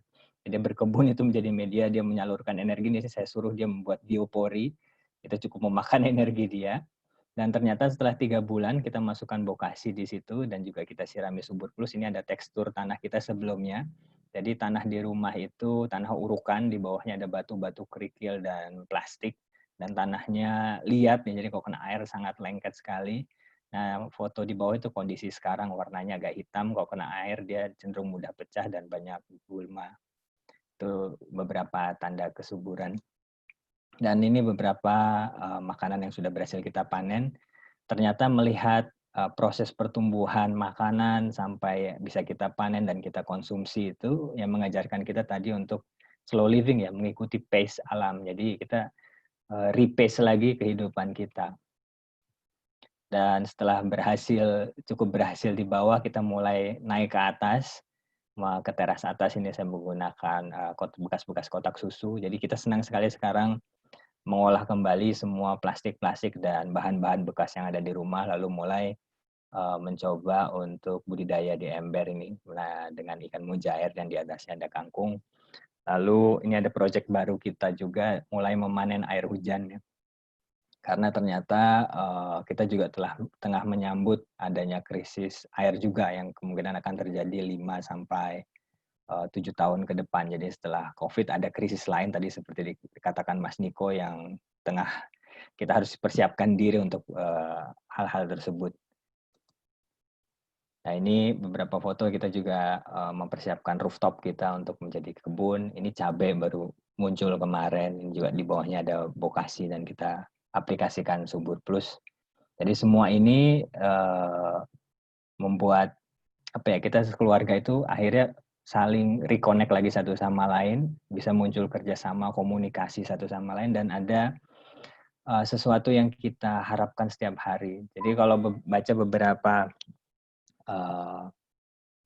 artikel ya tentang dulu era awal Victory Garden yang digaungkan di Amerika Serikat itu sangat menarik sekali ya. Ketika membaca bagaimana dulu kaum buruh, terutama perempuan ya, yang bekerja di pabrik, pulang sudah capai malam mereka masih menyempatkan diri untuk berkebun gitu. Nah generasi yang di bawahnya anak-anaknya itu sering bertanya itu buat apa sih capek-capek lagi nyiramin tanaman, ngasih pupuk gitu. Ternyata melihat tanaman tumbuh itu secara bawah sadar memberi kita satu kekuatan resilient ya. Melihat tanaman tumbuh itu membuat kita untuk terus-menerus berusaha untuk beradaptasi, berusaha untuk tumbuh, berusaha untuk bisa kuat menghadapi berbagai krisis, berbagai kondisi yang kita hadapi di dalam kehidupan. Jadi mungkin dari saya itu materi yang bisa disampaikan. Terima kasih. Assalamualaikum warahmatullahi wabarakatuh. Saya kembalikan ke Mas Pitono. Baik, terima kasih Mas Dr. Muhammad Faisal. Yang terakhir itu saya pikir sangat penting ya, pengalaman dari Mas Faisal ya, melihat tanaman tumbuh. Ya, kita kalau urban farming di pekarangan sendiri dari bangun tidur sampai mau tidur lagi bisa kita plototin tuh. Apalagi sekarang kan work from home ya, kerja dari rumah, dan tadi kita sudah dapatkan sama-sama dari Mas Muhammad Faisal ya, itu ada energi positif yang tersalurkan ke diri kita gitu kalau melihat tanaman tumbuh, dan itu sangat bermanfaat untuk daya tahan kita menjalani masa pandemi ini gitu. Baik, kita lanjut nih kepada sesi tanya jawab untuk para peserta yang sudah mengajukan pertanyaan. Terima kasih, kita akan coba jawab. Mudah-mudahan bisa terjawab semua pertanyaan yang diajukan baik di kolom Q&A maupun kolom chatting ya. Saya ini dulu yang umum dulu, maksudnya yang bisa saya jawab langsung soal ini dari Mbak Yuliana Endah. Ini apakah ada sertifikat dan apakah rekaman ada di YouTube, ada rekaman di acara kita ini. Yang pertama saya jawab, kita tidak memberikan sertifikat karena ini kita rencanakan ini acara reguler. Mohon doa dan dukungannya supaya acara acara klinik pertanian terpadu ini bisa kita selenggarakan secara reguler, dan nanti topiknya kita akan pilih yang sekiranya sedang hangat dibicarakan. Kemudian rekaman acara ini bisa di YouTube channel Alam Murni Bersama, bisa dilihat di YouTube channel Alam Murni Bersama. Berikutnya ini pertanyaan ini buat Mbak Marda ya, yang saya catat nih buat Mas Nino dulu. Buat Mas Nino ini 5 pertanyaan dulu, nanti silakan dijawab ya. Yang pertama buat Mas Nino ini, tadi dikatakan di tumpukan sampah itu disemprot mikroba. Nah, ini apakah wujud mikroba itu? Gitu. Itu ada pertanyaan buat Mas Nino. Kemudian dari Bu Irma S. Nugroho, Kak Irma S. Nugroho. Ini pertanyaan saya pikir cocok nih dijawab nanti oleh Mas Gandhi. Kenapa saya tanam sayur dari biji? Kenapa tanam sayur saya yang dari biji ini tidak tumbuh berkembang baik? Itu pertanyaan kedua yang buat Yang ini nanti Mas Gandhi tolong bisa dijawab. Lalu ini saya pikir ini untuk Bro Niko ya, bisa dijelaskan. Ini pertanyaan dari Sari ya. Air subur maksudnya apa ya? Itu lalu yang berikutnya nanti Mas Gandhi dan Mas Nino bisa ganti-gantian jawab nih. Dari Rosa Wirani, bagaimana membuat bokasi dan air subur? Tadi udah dijelaskan oleh Mas Gandhi, tapi mungkin bisa di stressing ulang. Gitu. Yang berikutnya yang bisa dijawab ini pertanyaan dari Mas Ahmad Supiani. Saya tinggal di apartemen dengan luas balkon 85 cm kali 150 cm. Bisakah saya menanam sesuatu? Nah, ini tolong dijawab nanti oleh Bro Astar ya, Bro Astar dan Mbak Marda bisa ikut bantuin jawab. Silakan dari Mas Nino dulu. Terima kasih. Jadi terima kasih. Jadi yang pertanyaannya mikrobanya jenis apa? Yang buat saya ya. Sama cara bikin bokasi. Oke. Nah, jadi kalau ditanya mikrobanya itu adalah mikroba disebutnya mikroba tanah ya. Mikroba tanah itu ada macam-macam. Secara detail biologinya itu yang bisa menjawab si Pak Bro Niko tuh. Dr. Niko yang bisa menjawab secara biologi akademik ilmiahnya ya. Cuman yang saya tahu itu mikrobanya terdiri dari bakteri dan juga jamur yang baik ya. Dan itu sebenarnya dari alam semua. Jadi tidak ada yang diciptakan di lab ujuk-ujuk ada mikroba ajaib gitu, nggak ada. Itu dikumpulkan oleh orang-orang yang bertani organik juga melakukannya dari akar bambu, dari rendeman daun-daunan tertentu gitu ya, dari pembusukan nasi juga bisa keluar gitu. Nah, tapi kalau saya menggunakan yang sudah siap di pasaran gitu, ya ada itu saya pakai itu namanya Subur Plus. Subur Plus sudah ada 30-an mikroba di dalamnya, jadi saya nggak usah repot-repot bikin mikroba macam-macam. Karena saya tinggal aplikasikan yang sudah ada itu gitu. Karena kenapa saya pakai itu mungkin karena ada 30-an lebih mikroba ya. Jadi sinerginya lengkap gitu.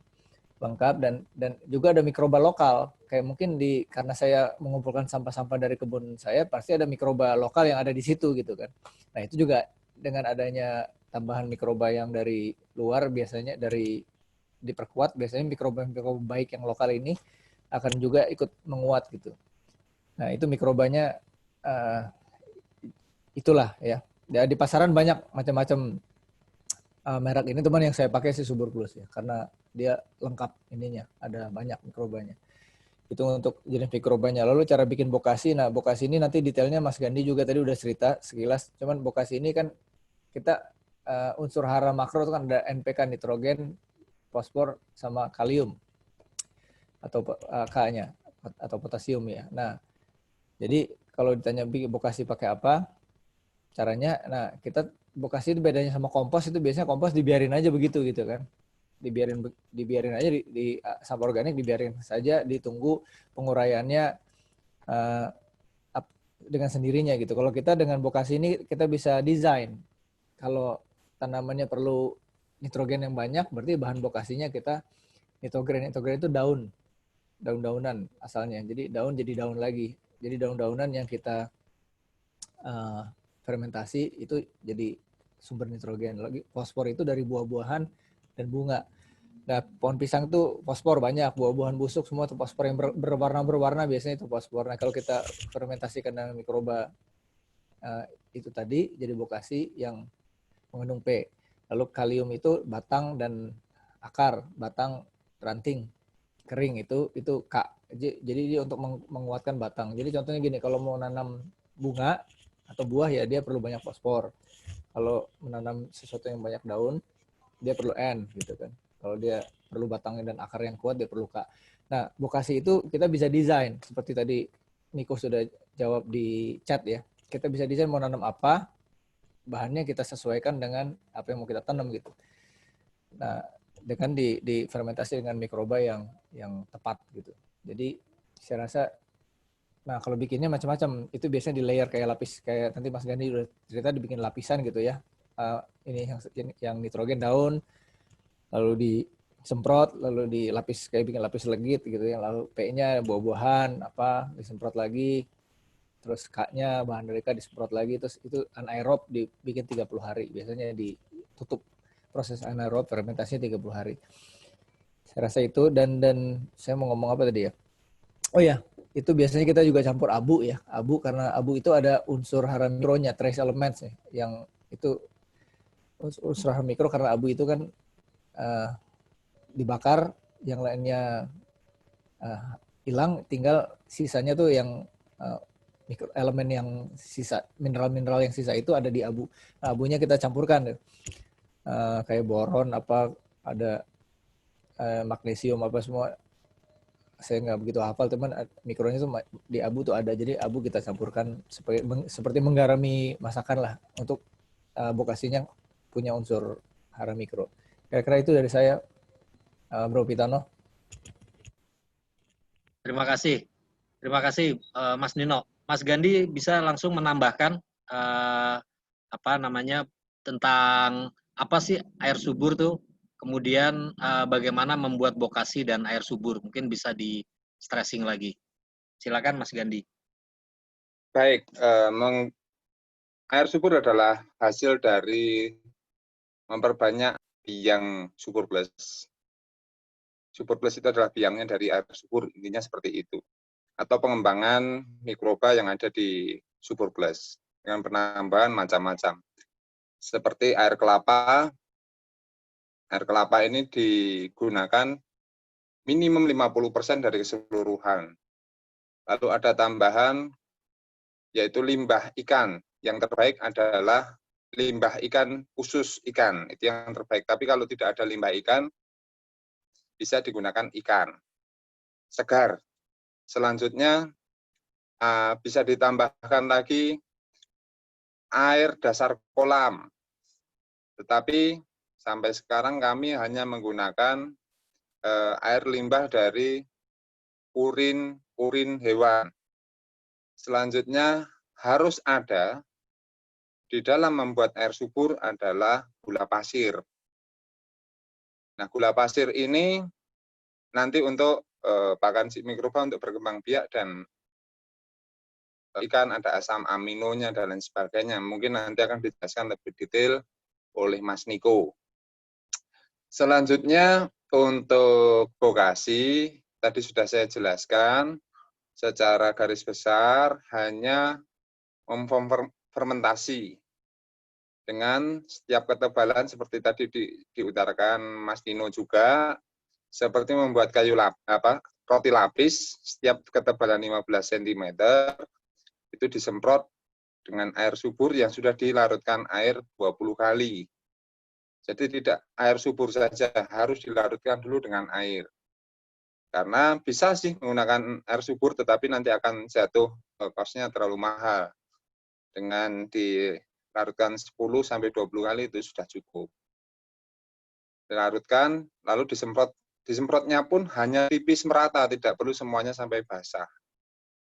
Yang jelas kemudian nanti tumpukan antara kotoran hewan, sampah organik, di atasnya kotoran hewan lagi, sampah organik, begitu sampai batas yang Anda mau. Setelah itu tumpukan semuanya itu ditutup rapat menggunakan plastik, bisa juga menggunakan terpal. Lebih baik lagi bila dilakukan di tempat teduh atau ada atapnya, itu jadinya lebih baik lagi. Proses fermentasi ini memang butuh waktu, tidak bisa seperti membalik tangan 2 hari, 3 hari jadi. Artinya ada di kotoran hewan dan di sampah-sampah itu bakteri-bakteri yang jahat, ada jamur-jamur yang jahat, itu harus berperang dulu melawan bakteri dan jamur-jamur yang berguna bagi tanaman dan hewan, misalnya ikan tadi yang saya utarakan, mereka supaya habis dulu jamur dan bakteri yang merugikan atau kita namakan patogen. Mungkin begitu Pak Pitono. Baik, terima kasih Mas Gandhi. Kita lanjut tadi ke ini yang tanya tadi, kenapa tanam sayur dari biji ya yang saya lakukan tidak tumbuh berkembang baik. Ini tolong Mas Niko bisa bantu jawab. Baik. Lalu ke Mbak Marda sama Bro Astar ya, tolong bisa dijawab nanti. Tinggal di apartemen nih dari Mas Ahmad Supriyani, tinggal di apartemen dengan luas balkon 85 cm kali 150 cm. Bisakah saya menanam sesuatu? Silakan Mas Bro Niko untuk jawab. Oke, yang tadi tentang bibit biar Mas Gandhi nggak apa-apa. Karena tadi pertanyaan untuk Mas Gandhi tadi kelihatannya. Mas Gandhi silakan Mas. Baik, untuk bibit sayur yang pertama, paling mudah adalah siapkan bokasi dengan tebal sekitar 10 cm. Lalu benih sayur itu direndam dulu, jangan sampai dijemur. Yang paling baik dimasukkan dalam kulkas sekitar 6 jam atau 8 jam, lalu dikeluarkan dan ditebar di atas bokasi yang tebal 10 cm tadi merata. Selanjutnya ditutup dengan kain basah gelap atau ditutup menggunakan plastik gelap juga bisa. Dibiarkan sekitar 1-2 malam atau ditunggu sampai mereka tumbuh. Tapi setelah 2 hari itu harus dirawat dengan cara spray halus menggunakan seperti semprotan burung, semprotan yang halus saja. Yang penting dijaga kelembapannya, kecukupan airnya, sampai mereka tumbuh. Benih-benih yang baik itu akan tumbuh dengan baik. Selanjutnya, semua benih itu pun bisa kita buat sendiri, tidak kalah kualitasnya dengan yang ada di toko benih. Kuncinya harus menunggu panenan, misalnya seperti cabai, tomat, dan lain sebagainya, itu panenan yang setelah petik ketiga atau keempat itu baru bisa digunakan. Atau kalau untuk urban farming lebih mudah menggunakan beli benih di toko pertanian dan gunakan benih-benih lokal, karena Indonesia itu banyak benih yang luar biasa. Saya kadang sangat sedih banyak yang merasa bangga kalau sudah membawa benih dari luar negeri, padahal benih dari luar negeri belum tentu tumbuh baik kalau kita tanam atau kita besarkan di Indonesia. Indonesia ini jauh lebih baik benih-benihnya, jauh lebih bermanfaat, karena hanya bisa hidup dan dibesarkan di Indonesia. Terima kasih.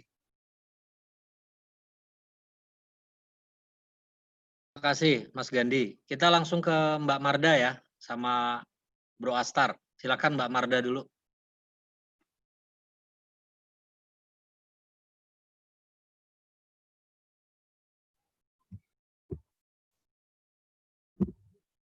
Halo?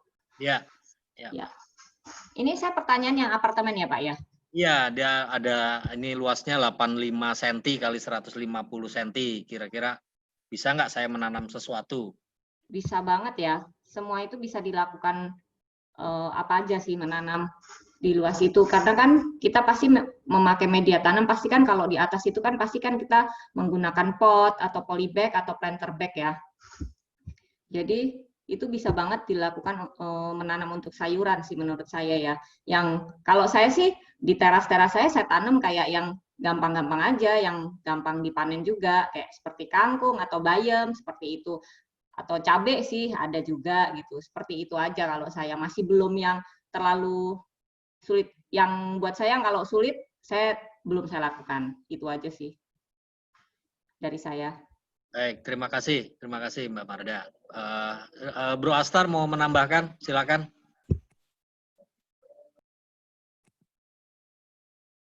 Baik, tadi pertanyaan untuk Pak Ahmad ya.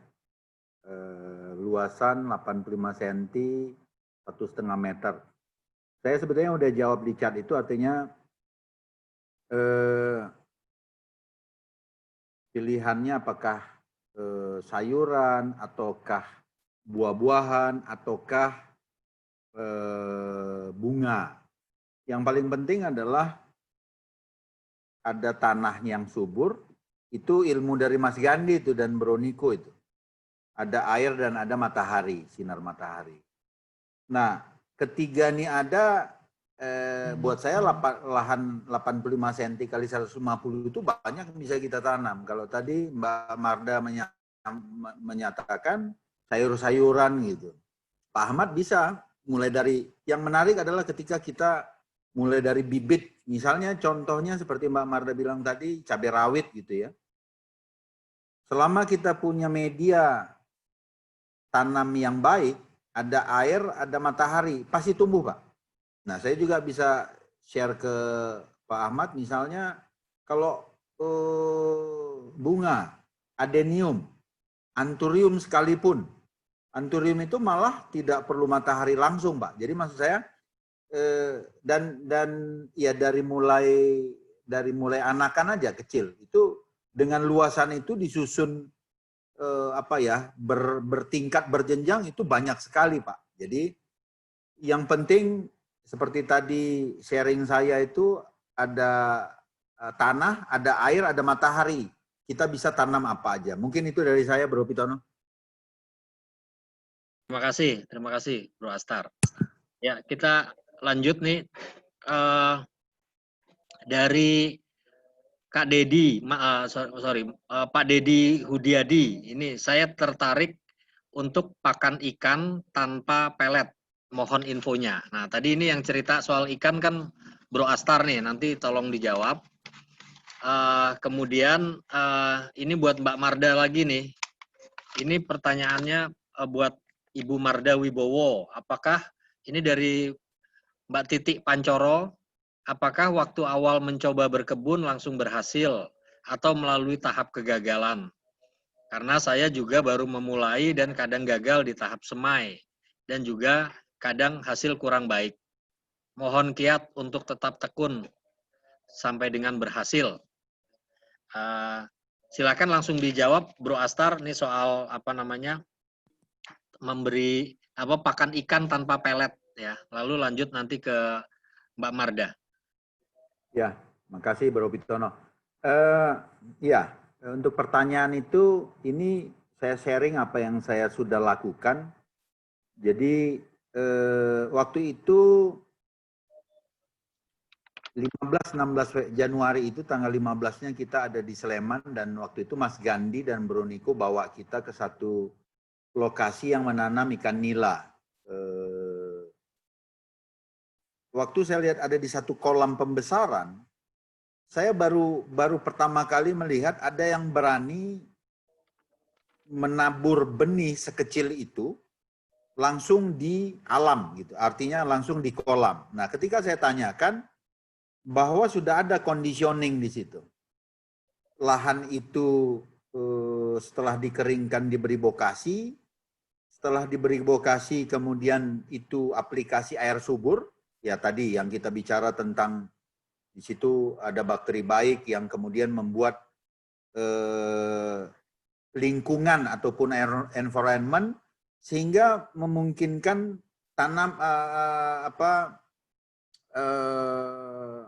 binatang-binatang alami untuk hidup di situ. Jadi salah satunya misalnya ada Dapnia. Dapnia ini mengkonsumsi plankton dan seterusnya. Nah, ketika makanan ini sudah ada di situ, kita tidak perlu pelet. Jadi, dan itu pun saya aplikasikan. Tadi Pak siapa yang menanyakan, saya aplikasikan. Saya menggunakan akuarium 80 kali 40 cm. Kemudian setelah akuarium itu saya bersihkan, saya aplikasikan 20 cm bokasi, kemudian saya semprot air subur, saya isi air. Setelah 3-4 hari itu mulai ada kehidupan di situ, Pak. Jadi, nah kemudian pertama saya masukkan Dapnia itu, mungkin pencinta ikan yang suka breeding di Jakarta ini terkenal dengan kutir, Pak, kutu air. Ada Dapnia yang kecil, ada Infosoria dan lain-lain. Tapi yang saya sampaikan Dapnia. Nah, setelah Dapnia itu berkembang biak di situ, ya sudah, anakan ikan tadi kita masukkan di situ, dan saya, Pak, nggak pernah saya memberikan pelet gitu. Jadi artinya kita menciptakan lingkungan yang memang sudah menyediakan makanannya, dan itu terus. Artinya kita melihat, dan yang saya lakukan adalah setiap 3 hari akuarium itu saya suplai dengan air subur. Jadi total akuarium itu 75 liter, itu saya encerkan kira-kira 40 kali air subur itu. Nah, poinnya adalah kenapa tidak perlu pelet, karena makanan hidup yang kalau istilah itu makanan alami itu kita berikan, bukan makanan buatan. Jadi artinya tidak perlu pelet, tapi kita sediakan makanan alaminya. Mungkin itu dari saya, Bro Pitono. Baik, terima kasih. Lanjut ke Mbak Marda. Baik, saya menjawab untuk Ibu Titik Panjoro. Pertanyaannya, apakah awal mencoba berkebun langsung berhasil atau melalui tahap kegagalan? Saya langsung jawab, waktu awal itu waktu saya masih belum mengenal bokasih dan air subur dari Pak Gandhi dan Pak Niko, karena saya belajar dari mereka berdua, itu sering gagal saya akui. Karena tanah saya jelas-jelas itu sangat tidak baik, nggak subur sama sekali, karena benar-benar warnanya juga merah, kering, seperti itu sih Bu. Setelah saya mengenal media tanam bokasih dan air subur, ya semua sih tumbuh dengan baik. Semua bibit yang saya benihkan, itu semuanya muncul dan tumbuh sampai besar dan menghasilkan seperti kalau cabai yang menjadi cabai yang baik, terong, ya memang sih enggak.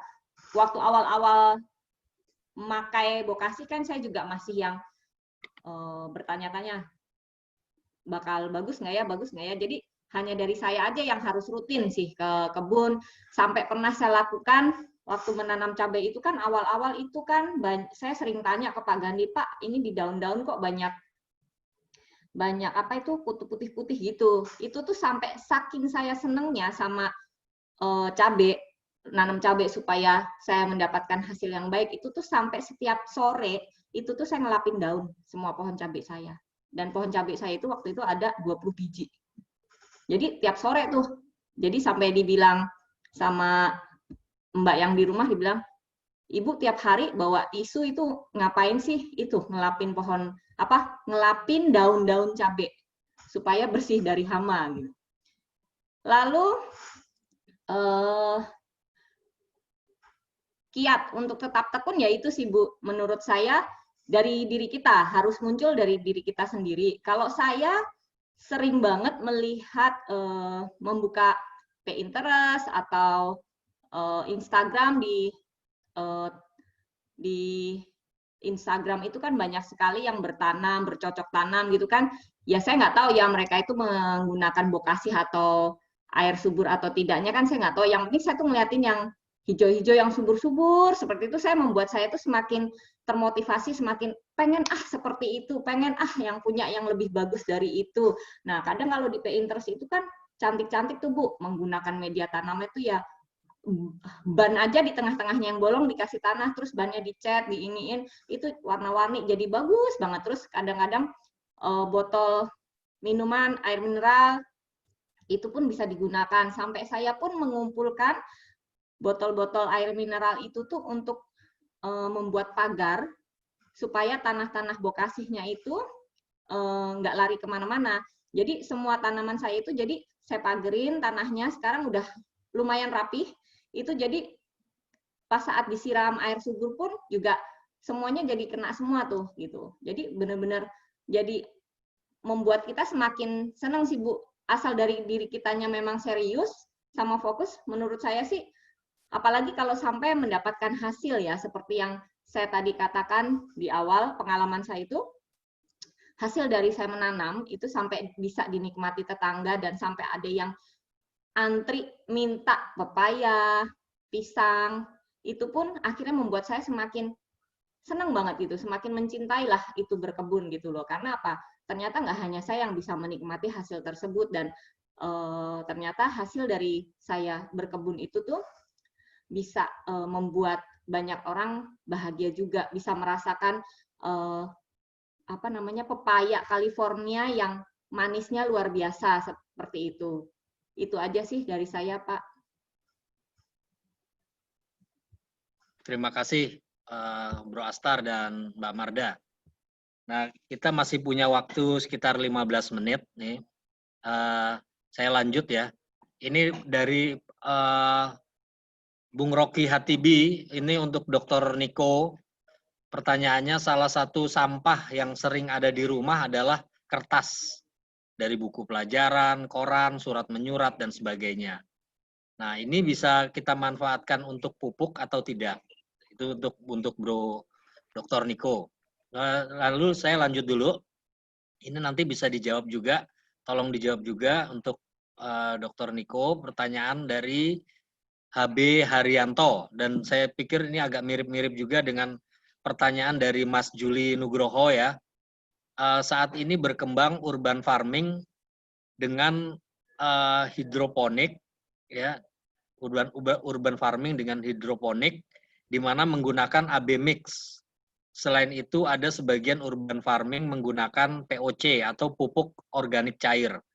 Mana yang lebih baik, dan mohon komparasi keduanya. Nah, tadi Mas Juli juga nanya soal apa namanya hidroponik ini. Ada yang bilang ininya vitamin yang terkandung dari tanaman, yang terkandung dalam tanaman hidroponik ini apa benar kurang lengkap dibandingkan tanaman yang langsung tumbuh di tanah atau di pot.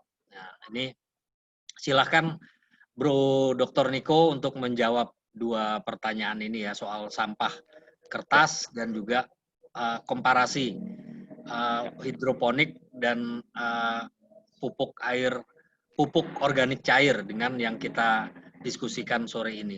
Silakan. Oke, nomor satu tentang kertas. Memang kertas pada umumnya hanya terdiri dari karbon. Jadi karbon sangat bisa untuk difermentasi menjadi bagian dari pembuatan bokashi atau humus. Namun memang kalau dari bekas kertas, yang paling dipakai kan biasa untuk menulis, misalnya kalau dengan pensil tidak ada masalah, karena pensil itu juga karbon, grafitnya itu karbon, jadi tidak ada masalah. Kalau dengan tinta, mungkin juga mesti dilihat tintanya itu dibuatnya bagaimana. Karena kan memang kalau tinta mungkin rata-rata ada logam. Logamnya logam apa? Kalau logam berat, kandungan logam beratnya berapa? Memang logam berat itu pasti ada di mana-mana, tapi ada kandungan maksimal yang diperbolehkan. Jadi macam-macam jenisnya. Nah, itu yang memang kalau ditanya bagaimana bisa atau tidak, kalau secara umum kertas bersih, kertas yang bekas tapi tidak ada tintanya pasti bisa. 100% bisa.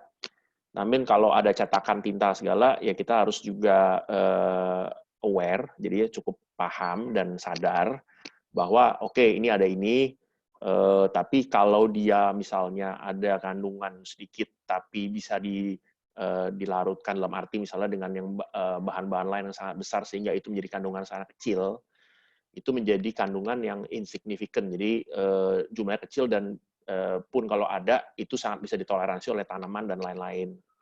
Cuman kalau memang dia besar, kandungannya besar, itu mesti dicari cara yang lain. Tapi secara umum sangat bisa. Begitu, itu kertas ya. Lalu yang pertanyaan kedua tentang masalah menanam secara hidroponik. Tadi ada beberapa pertanyaan yang sama persis. Hidroponik yang pasti dia memakai AB mix. AB mix memakai garam-garaman kimia anorganik atau inorganik. Jadi dia jelas bukan organik, dan itu memang garam-garaman itu mineral bentuknya. Memang bisa untuk membantu pertumbuhan tanaman. Tapi juga harus diingat bahwa tanaman itu mengeluarkan yang tadi saya sempat utarakan metabolit sekunder. Metabolit sekunder itu mungkin kalau di bahasa kimianya jadi phytochemicals. Dia ada macam-macam lah jenisnya. Ada alkaloid, ada terpenoids. Jadi besar sekali dan mungkin jumlahnya saya ada puluhan ribu mungkin. Nah, contoh kita ambil yang paling simpel, cabai. Rasa pedasnya dari mana? Dari zat namanya capsaicin. Capsaicin yang pedas itu adalah secondary metabolite atau metabolite sekunder. Biasa kalau di cabai yang kita lihat, kalau cabai ditanam di tanah yang dengan pupuk kimia sintetik, itu kan mungkin mirip-mirip kayak hidroponik kandungannya. Biasa tingkat kepedasannya kurang. Apabila dia diberikan dalam bokashi bisa naik 3-10 kali lipat lebih pedas. Jadi itu sebenarnya bukti yang mudah untuk melihat bahwa oh ya ini kadar metabolit sekundernya naik. Dan untuk cabai pun mau dites bisa pakai namanya Scoville scale. Jadi skala Scoville untuk melihat tingkat kepedasan. Nah ini memang mudah sebenarnya hal-hal seperti itu. Jadi memang mungkin dengan hidroponik bentuknya sama, kelihatannya oke. Cuman kita yang namanya kadar nutrisi atau mineral, kadar nutrisi dan vitamin dan lain-lain, mungkin saja malah bisa di bawah daripada yang natural. Karena dengan natural, dengan bokashi, itu sangat kompleks.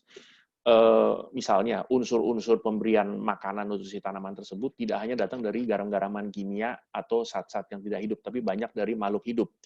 Jadi misalnya, kayak di bokashi itu ada jenis-jenis bakteri, actinomycetes, atau jamur-jamur, yang selain menyuburkan tanah, dapat juga mendidik tanamannya untuk lebih kuat terhadap hama, misalnya.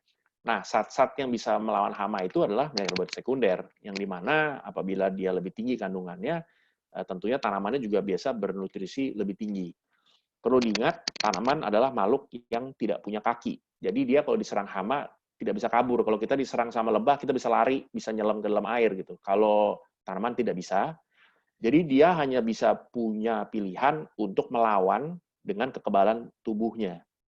Kekebalan tubuh ini sangat-sangat dibantu apabila tumbuhnya itu ditunjang oleh kehidupan di bawah tanah yang bergantung kepada bakteri-bakteri yang positif tersebut. Ini mungkin analogi mirip seperti di perut manusia.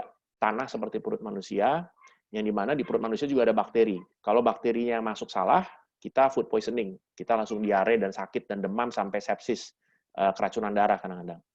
Tapi bila bakterinya baik, mungkin kayak bakteri yogurt atau kefir, kita jadi sehat. Salah satu bakteri di usus kita banyak yang membantu untuk pembuatan vitamin B12.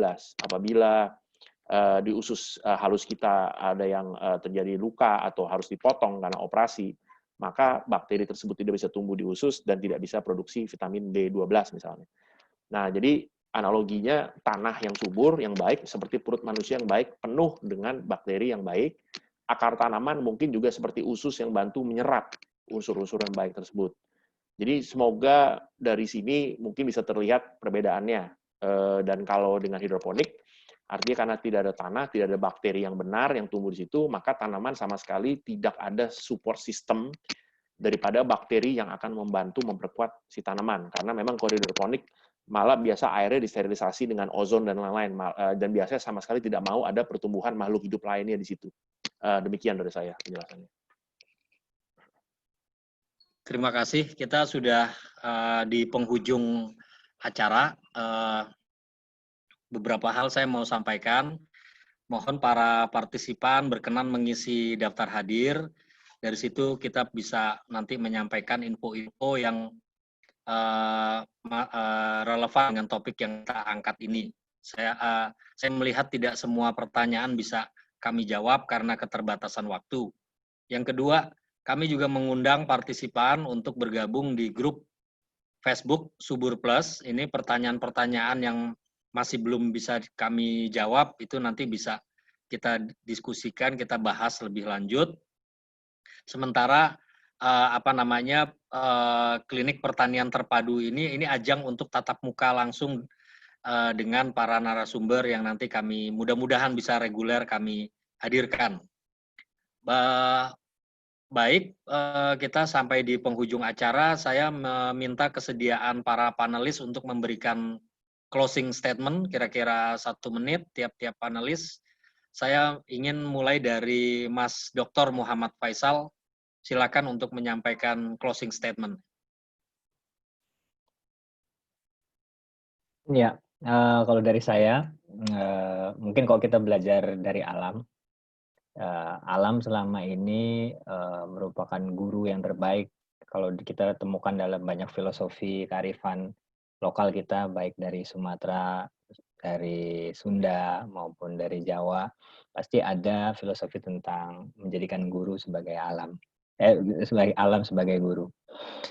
Kenapa? Karena alam selalu bisa menemukan jalan untuk survive dari berbagai macam bentuk krisis gitu. Dan kalau kita melihat dan kita berkebun gitu ya, menanam benih itu kan yang tumbuh itu pertama, itu yang paling penting adalah akarnya ya.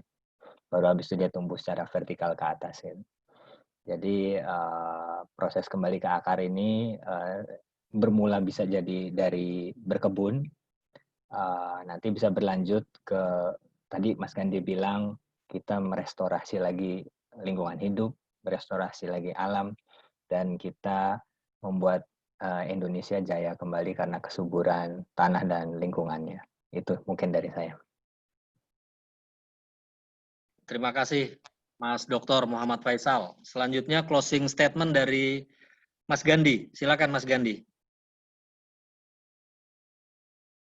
Baik, saya hanya mengulang, menjaga alam dengan baik, maka alam akan menjaga kita. Yang kedua, siapkan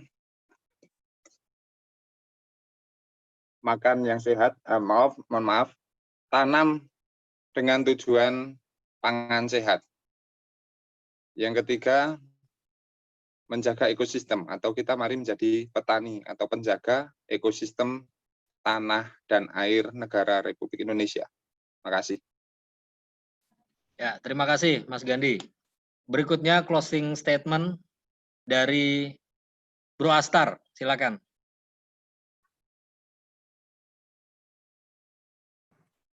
Ya, jadi closing statement dari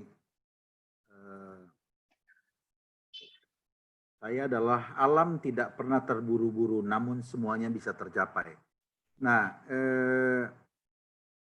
buat saya adalah yang punya tugas menjaga alam ini adalah kita. Nah, ketika berbicara menjaga alam, kita pun perlu memastikan bahwa alam itu mendapat support dari kita. Jadi kembali ke alam itu akan menyembuhkan kita. Terima kasih. Baik, kita lanjut closing statement dari Mbak Marda Wibowo, silakan. Oke, dari saya closing statement. Berusahalah untuk mengkonsumsi makanan sehat untuk tubuh kita menjadi sehat dan bebas dari penyakit. Itu saja. Baik, ya kita lanjut. Berikutnya dari Mas Nino. Mas Nino Krisnan, silakan. Oke, dari saya cobalah ini ya, jadi belajar dari fungsi alam, karena alam ini kan sudah teruji ya. Kalau bumi itu katanya usianya 4,5 miliar tahun. Jadi kita belajar dari fungsi alam, bagaimana siklusnya, bagaimana mereka bersinergi satu sama lain, kolaborasi, dan itu membuat kita jadi lebih rendah hati gitu, rendah hati, dan juga prosesnya sangat spiritual gitu, membuat kita tahu bahwa kita tuh ternyata bukan apa-apa, alam itu luar biasa dan jangan dilawan, sehingga kita bersinergi, sehingga alam juga kita merawat dan memelihara alam, dan alam akan memberikan yang terbaik buat kita, termasuk pangan sehat itu tadi. Sekian, terima kasih. Terima kasih. Berikutnya closing statement dari Dr. Niko, silakan. Oke, di masa pandemi COVID ini dan mungkin nanti di masa-masa lainnya, mulailah kita semua untuk membiasakan yang benar dan tidak lagi membenarkan yang biasa. Dengan masa pandemi COVID ini, supaya dengan menanam yang benar dan menjaga alam, sehingga alam akan menjaga kita. Supaya makanan yang dihasilkan adalah makanan yang menyehatkan. Dan makanan menjadi obatmu, dan bukan obat menjadi makananmu. Demikian dari saya. Terima kasih semuanya. Baik, terima kasih. Terima kasih untuk para panelis dan terima kasih yang sebesar-besarnya untuk para partisipan yang sudah betah selama 2 jam kita menyimak dan juga mengajukan pertanyaan, berdiskusi dalam forum klinik pertanian terpadu. Kami akan berusaha untuk menghadirkan klinik pertanian terpadu ini secara reguler. Jadi mohon berkenan untuk bisa mengisi daftar hadir yang tadi kami sampaikan. Kemudian bila masih ada pertanyaan yang tertinggal atau belum sempat diajukan, bisa mengajukan ke email kami. Bro Richard bisa tolong ini sampaikan email yang bisa digunakan untuk para peserta mengajukan pertanyaan. Silakan Bro Richard.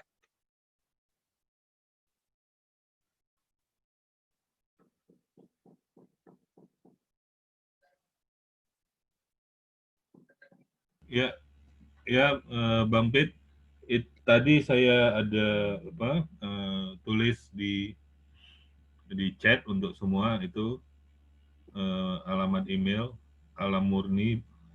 ada kesalahan ketik alamurnibersama@gmail.com, disambung semua. Oke. Baik, itu terima kasih. Jadi alamat email yang bisa untuk komunikasi seluruh peserta bila ada yang mau bertanya, alamurnibersama disambung semua huruf kecil @gmail.com. Selain itu, rekaman dari klinik pertanian terpadu bisa juga dilihat di YouTube Alam Murni Bersama. Baik, sekali lagi terima kasih. Salam sehat. Mudah-mudahan acara ini bermanfaat untuk kita semua. Selamat sore. Salam subur. Salam subur. Salam subur, salam sehat. Selamat sore Salam semua. subur semua. Selamat sore. Semuanya. Salam sehat. Terima kasih. Terima kasih, terima kasih. Terima kasih. Terima kasih.